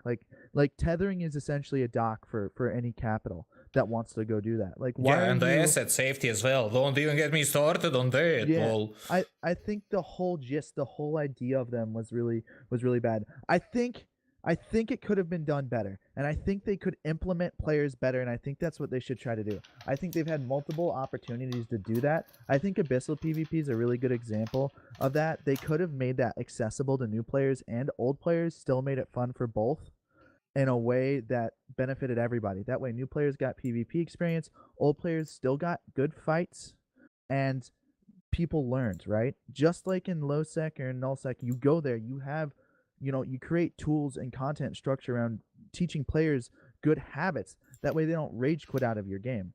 And CCP didn't do that. They took the easy way out. They implemented features into the game which make it unfun for us, right? They make it unfun for PvPers who want to go out and they want to find a fight. And honestly, what they've done for Care Bears is they just handed them a crutch. So now Care Bears think they're good players, but everybody's sitting around, jerking each other off about how great we are at care bearing. But that's not what EVE's about. EVE's about PvP. It's what drives the economy, drives our incredible stories, our connections with other players, and drives the biggest reason why most of us want to be here. We all want to solo a Titan one day in a Garmer. I mean, let's just be honest. Yes, please. He's like stabbed. You can't even point him. He can be AFK. Garmers are OP. No, they're not. They're like normal and balanced ship. They used to be OP. I had a Garmur with over 200 kill marks. It was like unkillable. Like, what made the Garmurs normal was the swap from the links being off-grid to on-grid. These days, dudes are only allowed to run links if you're in a disgusting blob and you have your claymore. A solo PvPer is not allowed to run links. Then, like, they're just like how it is. And thus, Garmurs are shit ships. Yeah. Like, for real, I'm like one of the 5 people in the universe who actually knows how to fly Garmur, right? There isn't many dudes like that. We can, like, it's like legit shit ship. The Kiki is OP, right? I mean, okay. Yeah. I guess that we could stay here and bitch about citadels and how they're basically worse than all stations and sticks in every way, and I guess that still wouldn't do much because it seems that CCP is perfectly content with how they are now, even if lots of people are not. And honestly, what can you do now? They are everywhere. tons of them. You can just like delete half of them. Can you even imagine how much much overhead it would be for CCP to just like, okay, here's your money back. We removed all your citadels. What? Okay, so let's take what the status of New Eden right now. With a bajillion citadels. What could they do that would make us a change? They would make with citadels that would make us okay with them. Personally, like if it's low power, I like the step they took with low power, meaning like the lower resist and the skipping armor timer. But I think even more penalties for low power. And some incentive to kill them. It doesn't drop anything aside from some mini or salvage. So why even bother? And you can't even know if, and honestly, even if it could drop something, how do you know it's not just some empty midpoint? Yeah, for real. The funniest thing you can ever see in your life is like a Rorcal anchoring a Keepstar wreck. If you didn't see that with your own eyes, you're missing out, friend, right? So like those things literally drop nothing. If they make them drop something, that would be nice. If they remove the damage caps, that would be nice. If Tether was reworked, that would be nice. The asset safety is like an abomination. That all like there's many things which can be made much more normal and less risk adverse. Well, I guess we can wrap this up. Because honestly, everyone knows that citadels are a problem, but no matter what solution we provide, it's too late now. It's too late. Citadels are here, CCP obviously likes them, and it seems that they will be staying with us in this form for a long time. So better get used to it. Let's move on to the next one, unless someone has some closing words on it. Or if you want to spit on Citadel one last time. I've got one change as far as tethering goes. If CCP is serious about balancing them, they don't even need to remove tethering. Just make it to where if you've untethered, you can't re-tether to a citadel when landing on it for at least 30 seconds to a minute. That gives other people time to do so. If you make a fucking mistake, you can at least be punished for it. That's a good line of thinking for sure. Can easily get behind that. That would be like all the bots and shit and VNIs and whatnot would suffer dearly from that. They would like they'd be crying on the forums and shit. Yeah. It wouldn't be a popular change. I don't think my opinions on the particulars of how PvP interacts with Eve is very popular, I guess, sometimes. But I think it's super important to make it to where people have to pay attention to the game. Yeah, for sure. I'm with you on this, friend. You're like saying a good thing. Fine. You want me to play the game? Oh, No, Sorry, but Frank, dude. don't. But pay for it. Pay and don't play. Yep. You're the perfect customer if you do that. Yeah, exactly. Let's move on to the next thing. This will be big one after what PGL did on Reddit. I think everyone saw it when he started his crusade against capitals. After he lost lots of capitals against capitals. But let's talk about capitals villains. You know you want to. oh shit. Okay. Shit. Let's start. Who got dropped by some capitals? Okay, we can start with Frank. He got dropped right now. Man, like carriers are OP. They're in a full sense of the word. I mean, Is Frank here? Pardon, Frank. What are you doing, my dude? he got dropped. I don't wanna What? like talk over him. Like you were asking him a thing. No, sorry. I'm copying and pasting a question into the Eve chat, the channel. So carriers are perfect for fighting subcaps, for fighting capes, and for fighting sticks. And like us nano brains should just like learn to defang it, right? Or learn to fly ECM or whatever the fuck dudes are Seed meaning, dreads. right? Full. Drop dreads, yes. See 200 dreads Full, everywhere. full. Yes, for sure. There's an easy solution to that. Since they're like OP as fuck, you just like cut him off that he cannot connect any damage to anything which has a signature below 600, 700, 900 a number.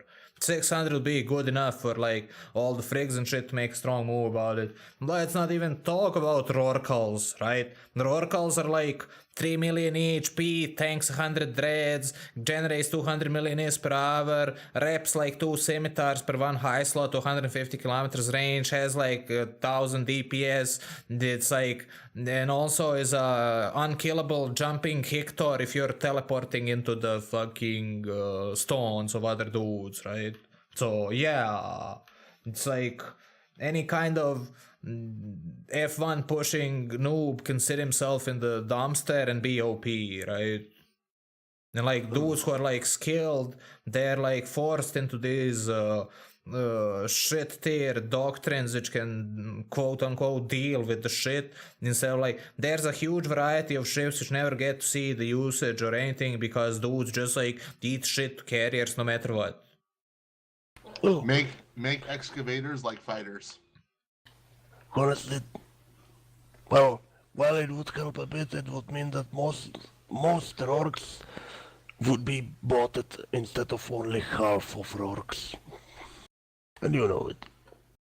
I think one of my biggest problems with caps is the fact, and I had this happen today on stream or last night on stream for me, the fact that the difference between one system and another system and whether or not that's in cap umbrella depends on whether or not I'm going to get a fight out of someone. That fucks with me so hard because as somebody who goes around in solo PvPs, it really fucking, it's like, it's, the cap umbrella is too strong. There's too much, the caps have proliferated too much and CCP did not take time to balance it as these things were going. Rorks were a terrible introduction of the game because now caps are a dime a dozen, and I don't think caps were ever meant to be dime a dozen. Why do we have capital fleets? They're supposed to be capital ships and Yeah, for normal real. fleets. What the fuck, dude? My dude, Now, we man- used to make fun of Serenity for being like that, right? And now we are that which we are making fun of. Well, Serenity honestly didn't have this much capital proliferation by the time it closed down. We already Also- surpassed it. It's mathematically cheaper to chain feed Thanatoses than Ishtars. If you feed 200 Thanatoses and if you feed 200 Ishtars, the Ishtars will be significantly more expensive. Not even to mention like Marauders or any kind of battleships or shit like that, right? So it's like a multifaceted thing. Yeah. I mean, It's weird, dude. it's not even that, okay. The problem wouldn't be that capitals are strong by themselves. It wouldn't be that Rorkers can mine load by themselves if there wasn't skill injectors that basically allow you to scale scale it to no end. Correctly, You need Knuckles. more Rorkers, inject them. Now you have more Rorkers, you have more mining power, you can make more capitals. You have more capitals, what do? You inject more capital pilots. Because let's face it, okay, it's hard to multi-box Super or Carrier, I mean Super as mothership, but as for Dreads, or Titan, or FX, multi-boxing is basically F1 game. Okay, with Yes, factions, especially in tie-dye. If it hits 90% tie-dye, you can multi-box like 200 of them. It's like a hardware limit. I think another interesting thing to look at is how the game's balanced as far as ship tiers work. You know, you've got frigate, destroyer, cruiser, battleship, right? You can kill a battleship in a fucking frigate if you fit the frigate right and it's the right combo. You can't kill a marauder or a carrier in a fucking battleship or a cruiser or just about any singular ship in the game. I don't understand if capitals are that incredibly strong. I don't understand why it was ever okay for them to be this oversaturated, why CCP didn't step in. I just don't understand, one, why there's not been open dialogue with them about this, why they haven't talked to us about cap proliferation. And I think the realistic thing about it is everybody wants caps and it gives goals to people who rook mine, right? It's just sad, man. It's really sad. Why can't I take a cruiser out and kill a carrier, but I can take a frigate out and kill a battleship? Those two ship classes are similar should be similar in relation to each other if you're going to have this amount of proliferation. Let's not put marauders in any sort of conversation because marauders are garbage. Yeah, for real. I was Yeah, just yeah, like, yeah, Let's yeah. not put marauders in any sort of conversation. but the also the mechanical part. We can talk about the attack of the fighter drones. It only says it has guns. The picture says guns, but it behaves like missiles, right? It's not subject to tracking of any kind. And said platform goes like 20 kilometers per second or more. You can't deal with that shit even if you had like old off-grid links and snakes and everything. You just cock anything, right? Which like, basically pushes you into doctrines that minimize your signature. Because obviously if your signature is small enough for Caracal to not be a problem to you, then probably fighters won't be much of a problem to you either. So that's further except basically... when supers get Dramis as well as their 4 DPS fighters. Yeah, So- legit fuck all. You just cut it off at 600 signature or 700 signature. So if anything is below that signature, it literally cannot connect any kind of fucking damage to it. Right? And like, I think the biggest, as far as like a little change and a big impact is that why the fuck do carriers get insta-lock speed? Like Because of Reds Care don't, Bears. Titans don't, like no other capitals do, but carriers for some reason need to be able to insta-lock everything. The Care Bears were crying that they're like running havens in their shit, Archons and shit, and they were like, oh man, how am I gonna lock a rat for 15 seconds instead of 1 second? It would be fine if carrier had long range, long range. That would be Yeah, fine. like if someone drops a Titan on me, like I'm like, okay, I have like 3 years to warp away because you're not gonna lock me in any sort of time. But on the flip side, I can if I have 3-second alignment, I might get pointed by a siren. Yeah, for real, that's legit fucked up. If Yeah, NSA that's a good boosted point. sensor or lock range alone, or if it only increased lock range and lock time, but not actual sensor strength, making it easier to jam, I would be fine with it. But having it basically full mix of CBOS in one high slot module that any carrier can fit easily, is too much in one module. And honestly, why doesn't this module that allows you to lock things from 4,000 kilometers away have some negative penalties to your movement? Basically, it should be mini-siege, not locking you in place, but either boosting your align time or slowing you down or Yeah, just something. delete NSA. Just just delete NSA. Delete them. Yeah, And then I can get on that boat in some ways for sure. I don't know why, and I know everybody's gonna tell me you can't, but I have, and you can check my kill losses on it. You can still stack sensor boosters and NSEs. You still can. I don't know why. People tell me you can't, but I roamed a Thani literally not 2 months ago. Had both of them on it. I don't understand. Well, actually, I roamed a NID with both of them on it. You get 1,000 sensor strength, dude. If you're gonna do that, at least like limit the Why lock though? range to battleship lock range. But why though?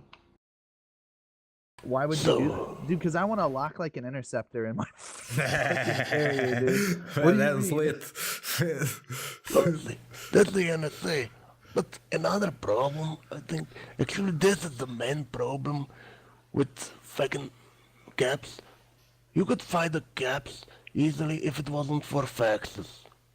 Let's just Yeah, think about I, that. Oh shit, that's like... Faxes repping the same as what, like 5 or 6 dreads? I just what? Like, He also burns out a low slot and reps to full HP under 20 Balcorns. Yes, I mean, like, emergency hull energizer should be probably reserved to dreads only. It should be dread only module. It should be basically capital S control, but only for dreads, because dreads are the capital DPS. Why does it need to be on support ship? Why does it need to be on something that can chain rep more than fucking Brink of Guardians? Why does it need to be on something that can fight from grid away? It's absurd. There's no answers to that. It's just like to feed the blob and Care Bears. And honestly, I don't think, did someone actually notice that foxes would be somehow nerfed after the nerf? I mean, they are more manageable in wormhole space now. As in, now fox landing on grid isn't instant game over for whoever is not at home there. So okay, that did one thing. But outside of wormholes, did the nerf actually do anything? Did someone notice that dropping one fox wouldn't stop the fight in K-space? I like the silence. Yeah, didn't they increase the duration of reps? Yes, but isn't it of the local reps? And where in K-space do you actually use active rapping facts? Yeah, I don't Yeah, know. no. I remember that being a topic. But yeah, the power of faxes, how much they rep, I think is a huge issue. Like you sit one of them in a C5 Wolf Riot wormhole. Good luck, lol. You just put in a C8 Tech EG 606 pod into that dumpster, auto win anything. And so I think someone in chat, or maybe I threw it out. What about remote reps being affected by SIG? That's the correct solution. So scales down with 600 signature cutoff being 0 reps, right? If he's trying to rep fucking frigates and shit, he can't rep it, right? That's nothing. That should be a thing for all remote reps actually. We have 3 classes of reps, actually 4 classes. We have frigate reps, we have cruiser reps, we have battleship reps with Nestors and shit, and Lashaks and stuff, and we have capital reps. There should be some reason to use the right logi for the right size of fleet. Why can one fucking fox or one fucking guardian wing do the job for every kind of fleet? Like, Yeah, I agree. I don't any sort of situation where one ship fits every engagement profile, I think is a like a problem widespread. Like Yep. supers are always the option to a roaming gang. Faxes are always the option to logi. You know, You know, one size fits all is not an Eve thing. I think that goes back to the proliferation of capitals in general. And I guess earlier I was complaining about or I was talking about how I don't understand how CCP let it get so bad. But then I went into the ship tree and I looked, and it's so bad that they decided that they need fucking pirate, dreadnoughts, faxes, and supers. Other than the Revenant and the Vendetta, what the fuck? Of Well- course, dude. Of course, CCP just doesn't give a shit. Yo, my Oh, Veteman's dope. they Don't needed- shit talk my Veteman. they needed pirate foxes and dreads and, for pirate factions that didn't even have capital lines, while, Sanchez had capital line with only Revenant for how long now? Almost a decade? More than a decade now? And what did they get? Well, they didn't get shit, but okay. To shed light on that, it's related to the NPC Sotios, which was abandoned as a project, of course. So that's the answer to that. That's why it was added like that. Yeah, and I understand the need for the Revenant too. They're the incursions. I believe they only drop from incursions. You Yeah, guys might from know this. Losec and Nullsec incursion, specifically Yeah. bomb sites. And they're incredibly hard. So that's in-game PvE content. So there's a reason for the Revenant to exist. As far as that's a great drop. That's a lot of money for the people involved. That makes sense to me, and it's really cool for them to be rare. But the proliferation's gotten to the point to where I literally had a Moloch dropped on me on the fucking Tamagate the other day. Like, I don't know what else to say, dude. It's just is what it is at this point. That's like different. Snuff are goon pets, right? The entire Caldari Galente Warzone is just a LP printing mechanism for goons. Yeah. And Yeah, like, yeah. fuck it, as long as that's a thing, they'll drop Molochs because it's literally impossible to be killed there. If shit hits the fan, he'll press F2 on his high slot and teleport in 50 faxes and 200 nixes, right? No, I absolutely understand, but I'm saying like the proliferation of them being that bad to where you're comfortable just dropping 3 Titans on one fucking rando guy like myself, dude. It's just like that's a lot, dude. Like that's a lot. Can you imagine doing that like But Titan, 10 years ago? The thing is, Titans didn't drop on you isn't scary because they can't lock you. You just lull, run away. The bosons. I mean, not in Tama, but like. Yeah. I mean, He still had a subcap fleet there to help him, but I get what you're Look. saying. I've never been bosoned.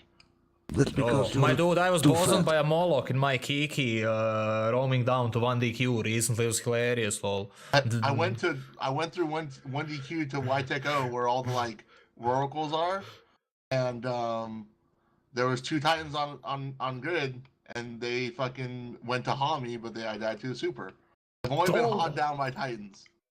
This is garbage. Where's my boson?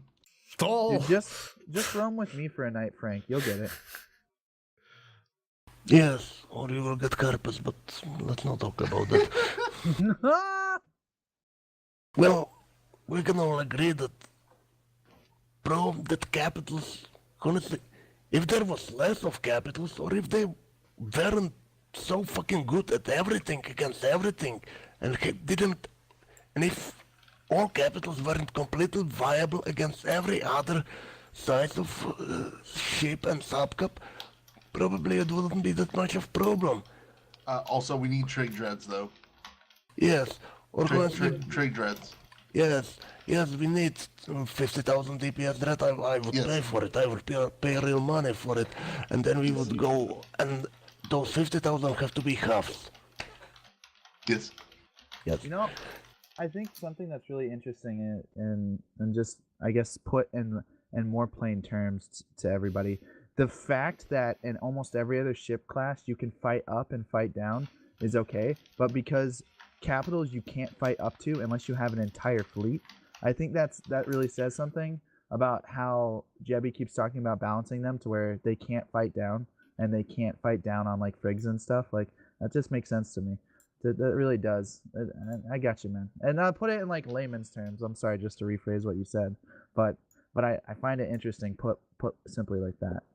Fuck yeah, but that's like the brain dead easy solution, right? There's no need to invent convoluted strange solutions, invent like Triglavian dreads, cruiser-sized bomb bears, or any kind of dumb shit like that. Just like cut it off at the signature, make the rep scale with the signature, and then suddenly the blow bears and the spot brains and the care bears and shit, they suddenly need to have some kind of subcap support, can't like randomly drop fucking shit like it's the unkillable, and like the spool up time of the Sinos has been recently discussed as a thing, so that way dudes can't like instantly teleport 100 of things on his place. And Honestly, we have only, and people say that it would make moving things harder, but okay, Who gives a shit? we have only 2 types of Sinos. Why can't we have something like heavy Sino that will only let you drop supers, or have some light Sino only for jump freighters? You know, it wouldn't be that hard to make copy paste one Sino module and apply some different attribute to it, and there it's easy. You have capital escalation Sino that spools up, and you have jump freighter Sino that is instantaneous, but only jump freighters can jump to it. It's not that hard, honestly.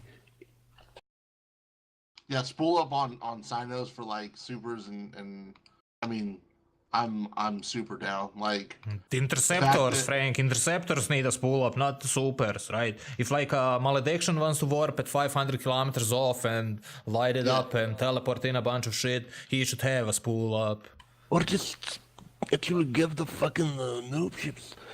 Everyone uses noob ship for traveling Sinos, so just give no spool up fucking bonus to noob ship. And it's done. Well, Yeah. the thing, like, yeah, because when a frigate or like a Tristan or a Heron or something, they light a Sino, and in the speed in which I lock them, I can alpha them off, but it doesn't matter. So I've killed them in 4 or 5 seconds. It doesn't matter because everyone's already through the warp bubble. Like Yeah, everyone's like already for in the warp sure. bubble. But the dudes without a solid state disc are not getting on the kill, right? They're just how it is. Right. Yeah. Yeah. Exactly. Yes, nothing like undocking or jumping and then waiting 20 seconds until you even load overview, right? You know it. Especially if you carry something of high value in a jump freighter and you're in the low second, there's super setting on the undock. But whatever. We can probably wrap this point up and move on to what is Jebby's domain. Well, it's probably Frank's subdomain as too. Jebby, all Jebby, low sec. Wait, what? Yeah, Point my seven. dude, like, Losec is so empty and it's unbelievable. Like, it all comes Yeah. down to the Citadels killing it and no sustainable income for Losec entities. They all get recruited and sucked into the blobs, right? Because, like, unless you run factional warfare level 4 missions as a cumulative effort, you're not gonna be getting enough any kind of resources to be forming up Rapture fleets, let alone Markarial fleets, right? Factional warfare ate shit to Citadels so hard it's unbelievable because it bypasses the natural docking mechanics. The Citadel should be made so that they follow factional warfare sovereignty, and let's say if a system is Minmatar, only Minmatar, like no Amar should be able to dock there. Only Minmatar and neutrals should be able to dock there, right? Same as stations are. That way we would make it meaningful. At the same time, if you want to fix that factional warfare, that's like the only thing which needs to be fixed. And after that, you give us like a yearly medal for conquering the war zone, which like resets itself every year, and GG. That's it. I distinctly remember running 100-man Thrasher fleets versus 100-man Coercer fleets every day. And that stopped on the day Citadels were introduced. It's a sad development. On the weekends it'll be like 150, 200. It's like, and still despite that, like, if you go to a shit Losec like Menry, right? Who the fuck knows what a Menry is? That's some kind of shit system in Khador. I don't 10 even know where 10 Connor jumps is. I don't know radius where of that Connor is is. like 10 jumps radius of that shithole, there's nothing, right? Nothing, because it's a desert. You can't make money, you can't like find dudes killing each other's dudes, you can't do anything there, right? You can only just travel through it and be like, yo, what the fuck's a Henry, lol, right? Well, you could make money there when, you could drop a stick and check some moon or, stuff like that. Or when you could have, one of those easily bashable production sticks with, Tucker production. Yeah, for sure. We were like griefing those in molten heat with the dust modifiers, right? Dudes were like literally printing is. That's the third generation of Trillionaires in Eve. The first generation of Trillionaires in Eve was the dudes who were duping the moon goo materials. The second generation of Trillionaires in Eve is the dudes who were duping the LP. And the third generation is those who were running Tucker arrays with molten heat dust bonuses, right? And then, like, after that, we're like, everyone has so much risk that being a trillionaire doesn't even mean anything. Yeah. Honestly, I think it boils down to way that the rewards are given out in faction warfare are pretty poor. It doesn't give any honest good reward to people that are trying to flip the tier from nothing. Meanwhile, the people that join the winning side are getting all the good stuff. The people that are trying to win get fuck all.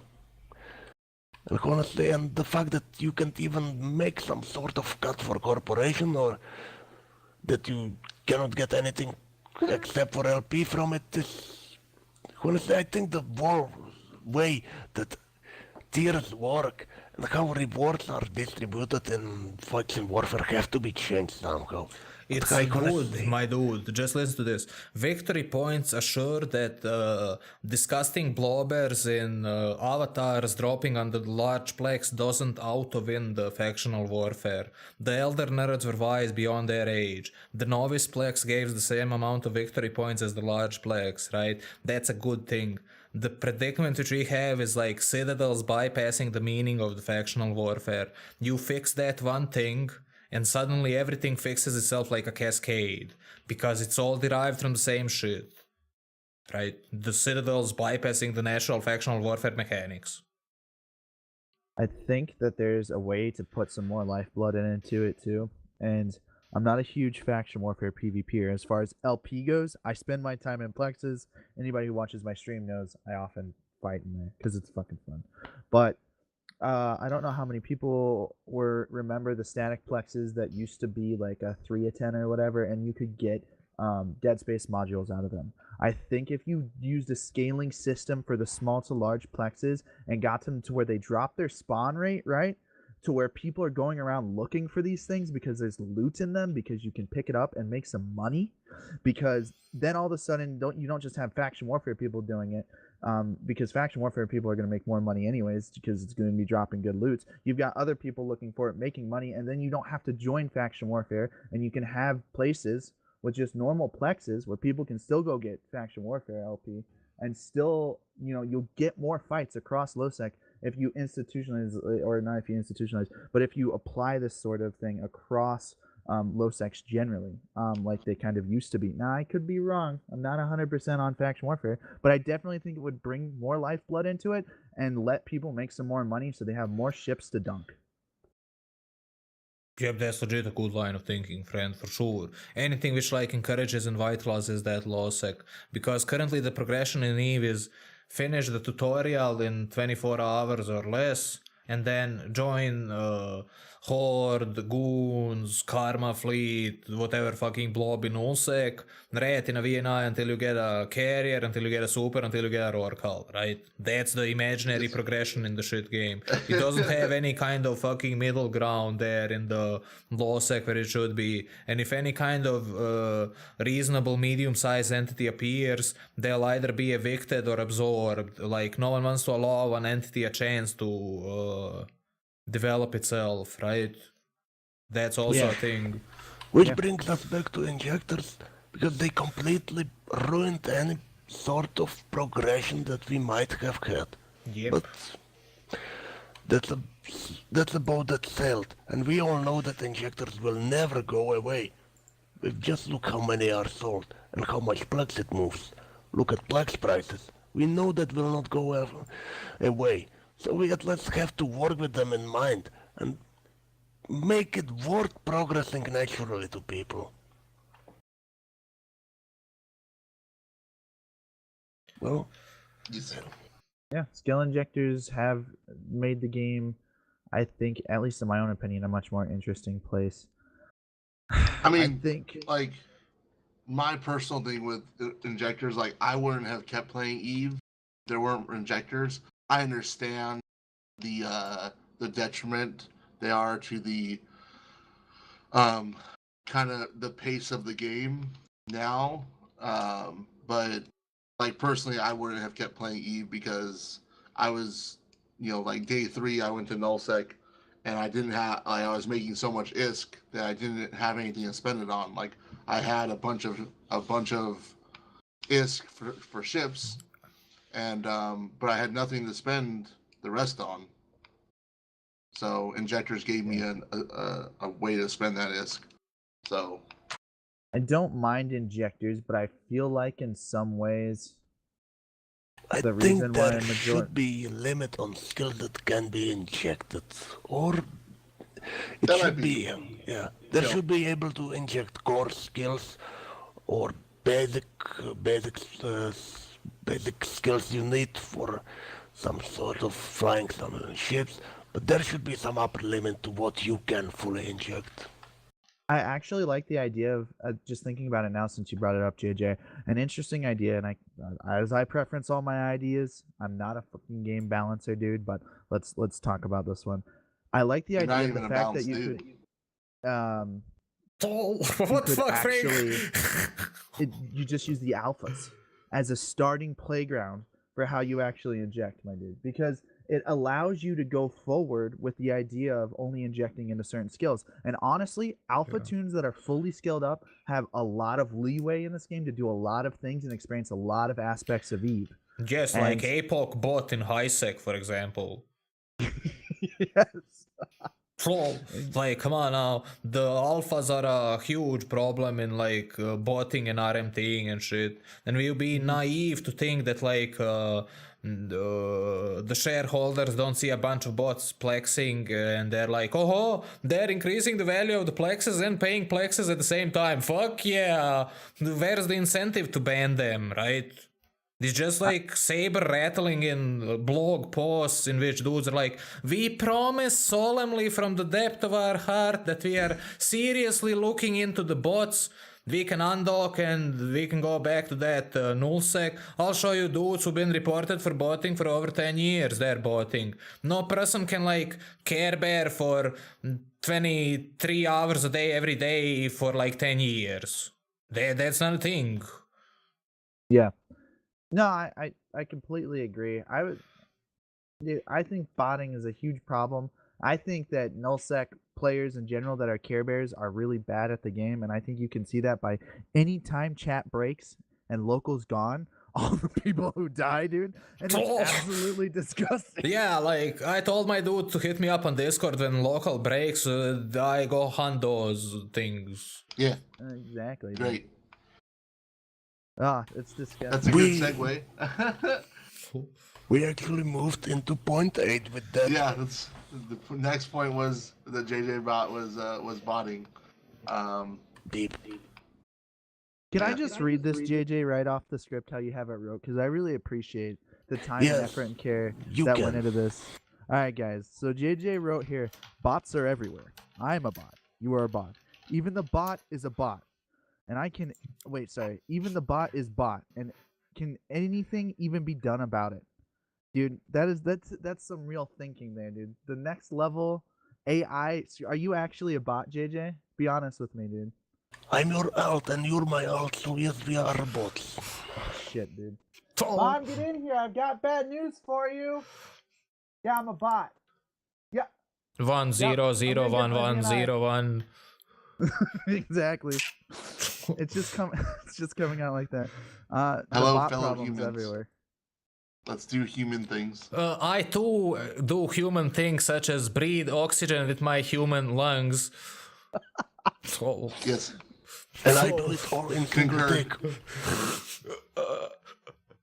Sometimes I inhale and exhale in the exact same take. On all my alts.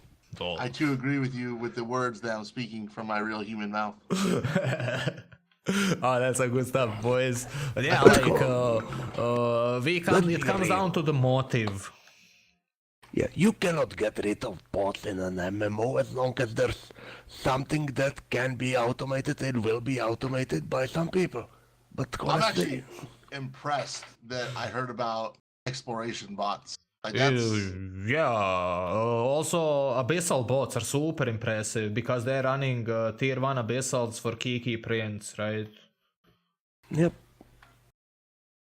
There was a dude, it's more popular on VG than it is on Reddit to be talking openly about such things because our subreddit moderators are cucks. I don't even want to get into that, but like, there was a dude basically who detailed his entire botting operation down to the letter. Oh yeah. And then that was print screened from VG to our Reddit and then generated a bunch of shit public discussion. And dudes were like, my dude, like, you're an abomination and so on and so forth. And he was like, there's nothing anyone can do to stop me because if you dudes ban all my accounts literally right now, I'll roll 100 new alphas and start all over again, right? It's just like, it comes down to the motive because the bot helps increase the ISK value of Plex, thus making more money for CCP, right? Yes, and currently with alphas, some things can be so easily done with alpha accounts, and but let's not pretend that that CCP can stop people from logging in multiple alphas. Like any good botting farm will have VPNs out of ass. You don't even need some VPN, you just need simple dump proxy. Free proxy will probably work. And with one injector, you have new bot up and running. No problem. It will pay for itself in a day. Yeah. Welcome to the jungle, boys. This is the landscape we're in. For bots, as we see, like local, is a super powerful intel tool, especially for the bots. Like there are people, they're the ones that gate camp the orbit the Asher houses on gates and they funnel information, but they really just run on local. That's why I'm a fan of delaying local. I mean, Yep, also based on signature specifically, Frank, that's some good shit right there. Because if you're flying an interceptor, you should be like delayed by like 30 seconds, and if you're flying a battleship, you should be delayed by like 4 seconds or whatever, right? Yeah. GG, lol. The big thing I talk about with delaying is because when you are loaded in local, right? You on your screen, like you can see it on our streams. When you load in local, like we're still in the warp bubble. Like we're still coming out of the warp bubble, so they can see us in local before we can actually interact with the screen. Yep. Which gives them a huge advantage as far as getting off the site. And there's so many times when we still land and they're like warping off grid because we're in an interceptor. We're really fast at warping. We're really fast at finding things, but we're still not fast enough because we don't get to interact with our screens before they see us. So if you give us a 5-10 second buffer, not just, I just want long enough to where I can actually get a D scan or 2 off before they know I'm there.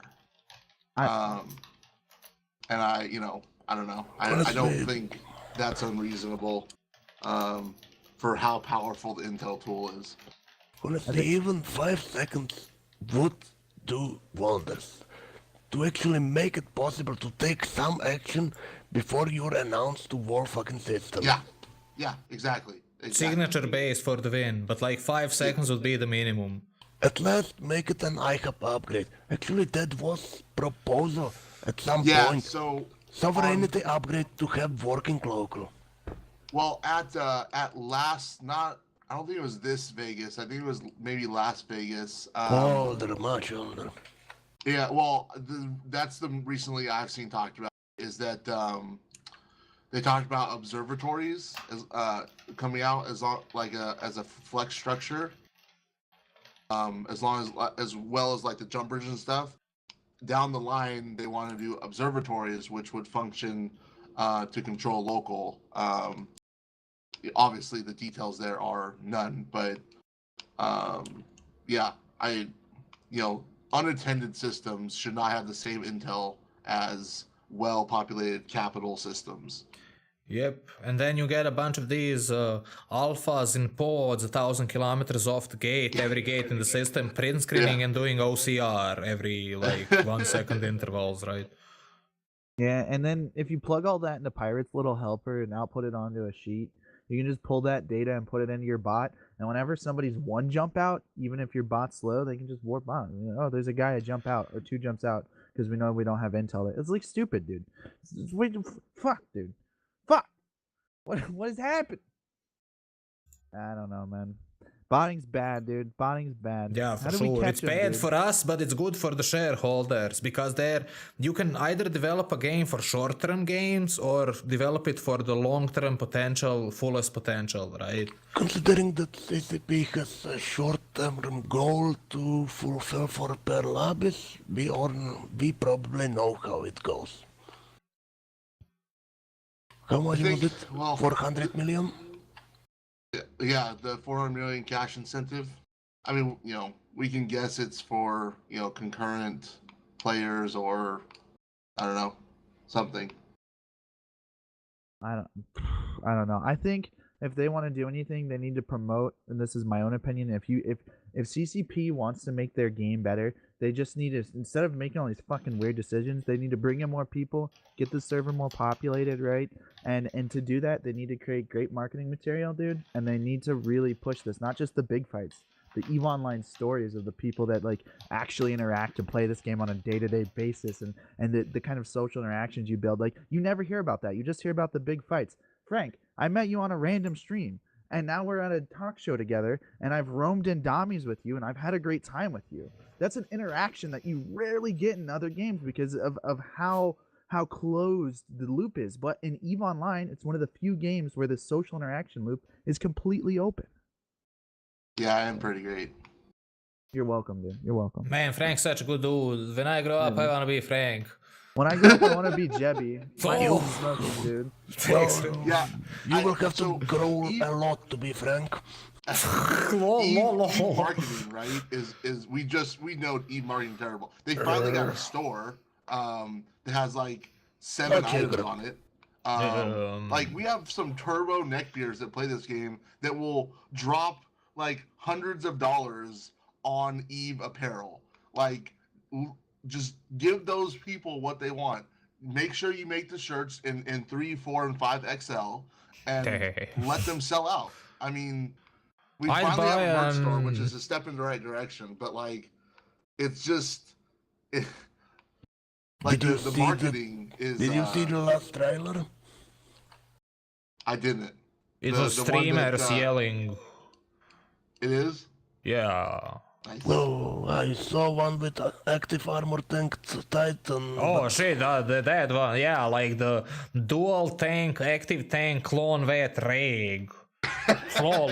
Yeah. Like, come on now. I did see that picture on Reddit. You don't want to see it. No, actually, I did. See, 'cause, I think Falcon responded though, and he's like, "We put that just. It's just, you know." He said something. We just put shit there. It doesn't for marketing. well, he's right about it. Honestly, it would be great trailer for anyone who already plays Eve. But if I wasn't playing Eve and looked at the trailer, I was like, honest, that's some boring shit. Man, if they made PI similar to, let's say, Factorio is, and stick it on a fucking mobile interface, dudes would be paying plexes just to play that, right? Come on now. There's like a lot of like room for improvement. There's like also Fucking room. mind blowing. Like, I mean, just like random dumb pipes and shit and whatnot, right? That was like the dream of the Dust integration with Eve on a fundamental level. But like, it was leveraged to print trillions of ISKs by Dust multipliers in molten heat and locked to the fucking console, right? If Dust was released on the PC, it would be the most played game, first-person shooter in the history of gaming, as is like Counter-Strike today. It would be a legendary thing, right? But like, it Someone had such said- great potential, but it was like cucked for short-term gains. To piggyback, someone said a mobile way to do Project Discovery as well. Yeah, That real, would, that those would be kinds of crazy, things. dude. Like, And I mobile mean, BI and mobile Project Mobile PI Discovery. like Factorio and mobile Project Discovery are like that blows my mind. Please make Vulcan stations mobile game where you can chat in fucking when it works in Eve chat. yeah, my dude. Like, it would have more players than Second Life, for sure, right? Because, like... They could have just released the end station part, you know, where you walk around with other players and gotten more players than Second Life. What do you mean, bro? The better thing too, like, I want to bring this up. So like in 2019, dude, I'm looking forward to this AT. I don't know how many of you guys know, but it's like my dream to commentate an AT. So hopefully one day I get to do that. But for now, I'm gonna sit back and lull at the AT. Why the fuck is AT, at least in my own opinion, so boring to watch? Is it boring for you guys? It feels really boring for me to watch. To me, it's completely not, based on the casters. Like, it's comes to the energy of the people and the hype and shit. To get a correct casting setup, you can, like, you don't need to, like, it's already invented. right? You get a Yeah. super nerd, then you get a hype nerd. Like, let's say, Exactly. for example, you take me and Suitonia, and we can commentate whatever the fuck you want forever, and it'll be interesting forever, right? Similar to like 100%. Dota has Toby Van and Sindren, right? I was there watching Toby Van's streams on day 0 when he had less than 10 spectators configuring his OBS and helping him. He doesn't even remember my Twitch username. But like if like Dota and other shit games can do it, so can we. Why the fuck does Farming Simulator have to get a competitive scene before Eve does? Because Steve doesn't have tractors. And you know what's at stake too when you go into an AT? It's like people talk about cash prizes, like the way these are marketed, the ways these are shown. Like first off, let's talk about the overlay. Overlay, terrible. I'm sorry, CCP event, whoever the fuck runs AT. I love you guys, but please just pull it together. For It half a also comes second. down to the cameraman. The dudes who were cameraman running the was camera were losing- hopeless. Like, I was like losing my fucking mind. Me and Cuff were yelling on TeamSpeak. Me, Cuff, and Welsh and Casper and TikTok were yelling on TeamSpeak. We were like, yo, dude, alt-click that fucking thing right there, right? But he doesn't get it, right? It's like, you can either get a good camera person for, like, I don't know, you need to, like, pay him something, right? Why do Or you you can even get like have- some kind of noob who doesn't know anything and he doesn't even know what the fuck's going on, right? So that's like there's many room for improvements. If they were focused on long-term games instead of short-term games, we would be getting a minor series of tournaments leading up to the major series of tournaments leading up to the AT, all feeded by the abyssal PvP MMR matchmaking, right? No, Honestly, no, open Thunderdome up for public. 900 IQ plays by Jevy. 900 I'm IQ. ready, ideas dude. from 900 IQ plays by Jevy. Let's do it, man. My Dude, I'll do it. brothers. I'll commentate. But I right was now, Jevy. Go saying get in it. the fight. Yes, please, let's do it. I was saying that in the CCP Twitch channel before I started even streaming. And dudes were making fun of me right then and there. They were like, oh, that's some kind of dumb Jebby suggestion, right? And when they implement it, I'll pull out the print screen and say, who the fuck's dumb now, you hypocrites, lol. No, yeah, cameraman, and like you're bringing up cameraman. You know, most of the LCS, like most of the championship series for League, like League of Legends, Dota, Rocket League, Counter Strike, have more than one cameraman. They've got Correct. two cameramen.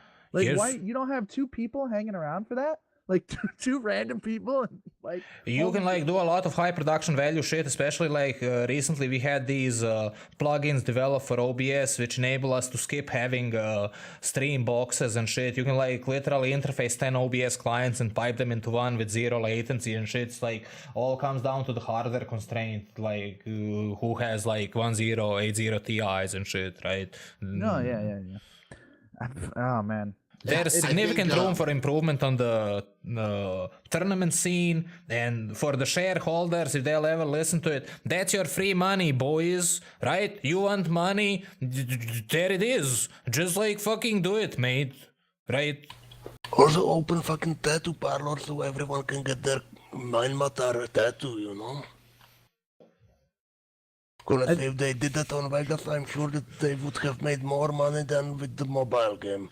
Man, I'd buy an Eve coffee mug if it doesn't cost me 150 euros to get the mug. The mug itself Plus the costs shipping. 10 euros and the shipment is 140 euros, right? Yeah. I don't know. Honestly, that I think we pretty nicely covered most of question point 9. But let's go ahead and finish it. What's your predictions for EVE 2019? How Okay. shit it will be, or not be? What we think is going to happen or what we hope happens? Well, let's be realistic. So let's hope what does not happen. Okay, let's predict what you hope. Okay, what do you hope happens, and what do you think happens? What I think is going to happen is fuck. What I hope is going to happen is that, well, this is something I want to talk about earlier, but we're kind of out of time. But I want people in nullsec specifically to be more spread out, so that we don't have 30 ratters in a system. For sure. Instead, we have 3 radders in 10 systems. If you Like- decrease the anomaly respawn rate by a factor of 10, it will still be too much. Because Yeah, you get I mean- 20,000 dudes care bearing in 7 systems. Right? Exactly. Like, what the fuck? You know. Well, Frank's right on the money with that, right? Golden. TikTok had a super good Reddit thread proposing dynamic PvP content. The PvE content. Like those care-bearing sites. So the more you care bear in a given system, the less shit it spawns. Ooh, yeah. Honestly, ADMs are reversed in their... Basically, you should start at max ADMs. The more you grant, the lesser the ADMs should be. Honestly, it would make more sense when you think about it. All right. What do I hope happens in 2019? Whew. No, What I you're hope not. doesn't happen? You're not losing your virginity, so scratch that off and skip that. Dude, I was scared, dude, but you're right. What I really hope fucking happens in 2019, I hope I get to meet more awesome people like I have in the last 4 months of streaming. I hope that I get to commentate my first EVE tournament this year. And honestly, dude, I just look forward to fucking just getting blown up a lot by more I servers, hope- dude. I'm so I excited. hope Jebby makes it to E-Vegas. Oh my dude, I can't get a visa. I'm technically unemployed. I already tried it, right? No one's gonna give me a visa. I need to be either employed or rich. And We I'm just- neither. Jebby, dude, I What, got what you, if dude. we get married? Let's just get married. Oh shit, dude. Shit. I mean, are you hotter than my girlfriends? Dude, me and Frank got you, Jeff. Thanks, friends. You're good. What we are gonna be getting is the PUBG Battle Arena kind of modus. Right? That's what we'll be getting because our slave owners, whose pets we are pushing it, and there's no saying no to them. Right? They bought CCP 250 employees across the world for $420 million. That's what the official articles and numbers says. Like a corporation which is focused on exploitative MMO monetization tactics, they're not gonna AFK there on their 420 million investment. They're just gonna wanna milk it for the short-term gains and run it into the fucking ground as long as they're getting some money. What was actually being bought there, that's a really subtle observation. Our admins specialize in one thing, running 10,000 man battles. If you take our spaceship battles and tie-dye and experience and all those kinds of things, no other game has that. Like WoW gets World of Warcraft WoW gets instanced at like 20 dudes. BDO gets instanced at 50 dudes. Like any other fucking thing gets truncated in a certain number of dudes. Like if you have like technology to run 1,000 man spaceship battles, you can Control C, Control V that shit onto 1,000 horses, then 1,000 space aliens and 1,000 grunts and whatever the fuck you wanna run, right? That's like the primary thing which was being bought there. If my Reddit post predicted PA would buy CCP 4 months before it happened, it's one of the most upvoted posts on the board. I saw it before it was like public and anyone knew any kind of shit because like it's super easy to see shit like that. They're like they just want to milk it for the money. It's pathetic. It's like that's the same kind of thing which is pushing down the decline of PC gaming. Dudes want unsustainable constant growth. Constant growth is not a thing. That's dumb, right? If you want constant growth, that's like entropy, heat death of the universe, right? That's not even a thing. You just like if like a bunch of shareholders are crying that a game is not producing enough money, but maybe it's not a factor of it being milked for money. Maybe it's a factor of developing the game to the fullest of its potential, right? Dota is like a free-to-play game played by everyone in the world. EVE had the same potential to do similar kind of shit like that with Dust. Counter-Strike as well, like World of Warcraft as well, and so on and so forth. There's like infinite examples of that. I don't want to get like too deep into the meta of the shareholders developing lizard suits and so on and so forth, but like I hope you get what I'm trying to say here. Yeah, I get it. Honestly, there's only one thing I hope for in our Korean space MMO, and that's anime cut girl cut ears for my treasure. You know you want it, and you know it will happen. Please no. Like, if it comes down to it like that, it'll be like, ship has default cargo space 10 meters cubed, buy extra cargo space. That's the kind of shit, right? I just want to shoot my premium ammo from my premium tank. I'm in space. I mean, we already have that. Technically, we have shadow drones, right? So Plex cannons are already a thing. But EVE is different from other games in a way that you're pay to feed, not pay to win, right? If you think that you can pay to win anything in EVE, you're like, just like buy your super and I'll like kill it, right? For sure. For my buddies. And that was for the predictions. Honestly, that pretty much exhausts our topics. Does anyone have any shit they want to throw at wall at this point still? Yes, please. I'd like to point Let out, me like, take even over. though we were sounding like all negative and pessimistic and shit, like, the only people who complain about a thing are the dudes who care about a thing, right? Yes. This entire show exists as the attempt to make the game better for everyone. It's impossible to fix problem without identifying problem, right? That's like, I don't want anyone to be getting the wrong impression here that we're like some kind of toxic shitlords ranting on Twitch, talking heads, talking shit on Twitch, so on and so forth. It's like a genuine effort attempting to make the game better for everyone. And Well- we make a living off this game, so you know. Whoa, If- whoa! You if guys this- better speak for yourself, all right? I Oh, don't make this a living game- off this game, dude. if- and if not Eve, only right? that, I try very hard to be toxic in my stream and complain about absolutely everything. Every time I get a Titan dropped on me, that's a bad fighting local for me, dude. But, No like- sportsmanship. To piggyback on what Debbie's saying, right? If Eve doubles in size, right? Our streams also grow, which means our income also grows. And you're We have rapping. a direct vested interest in Eve succeeding.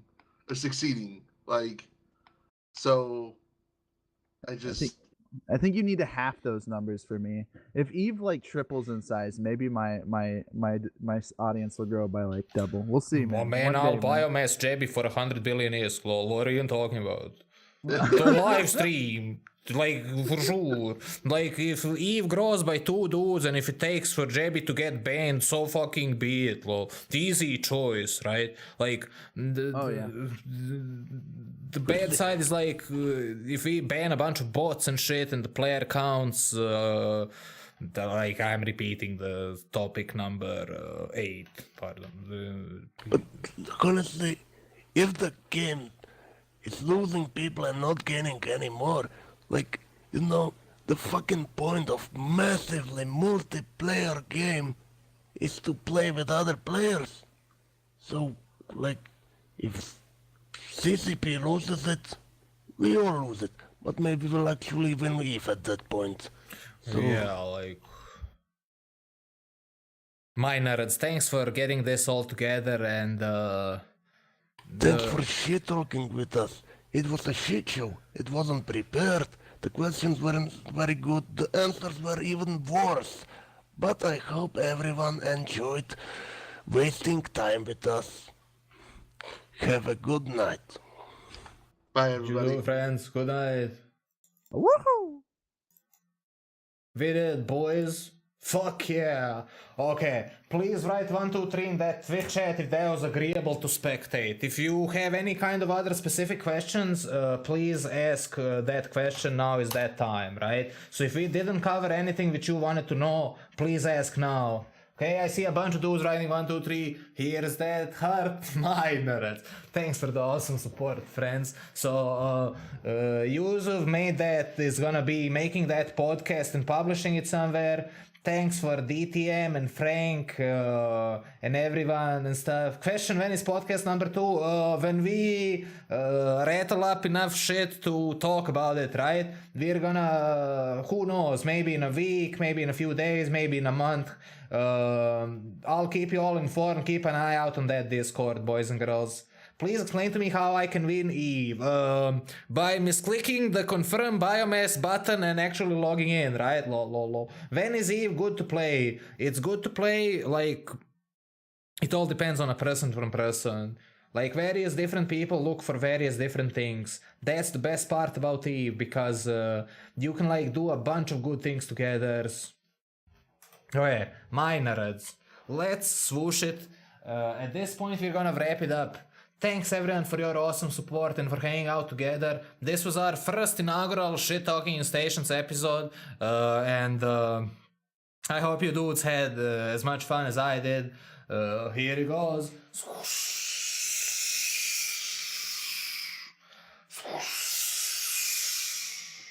Ah, feels good, man. Let's fucking swoosh vertical.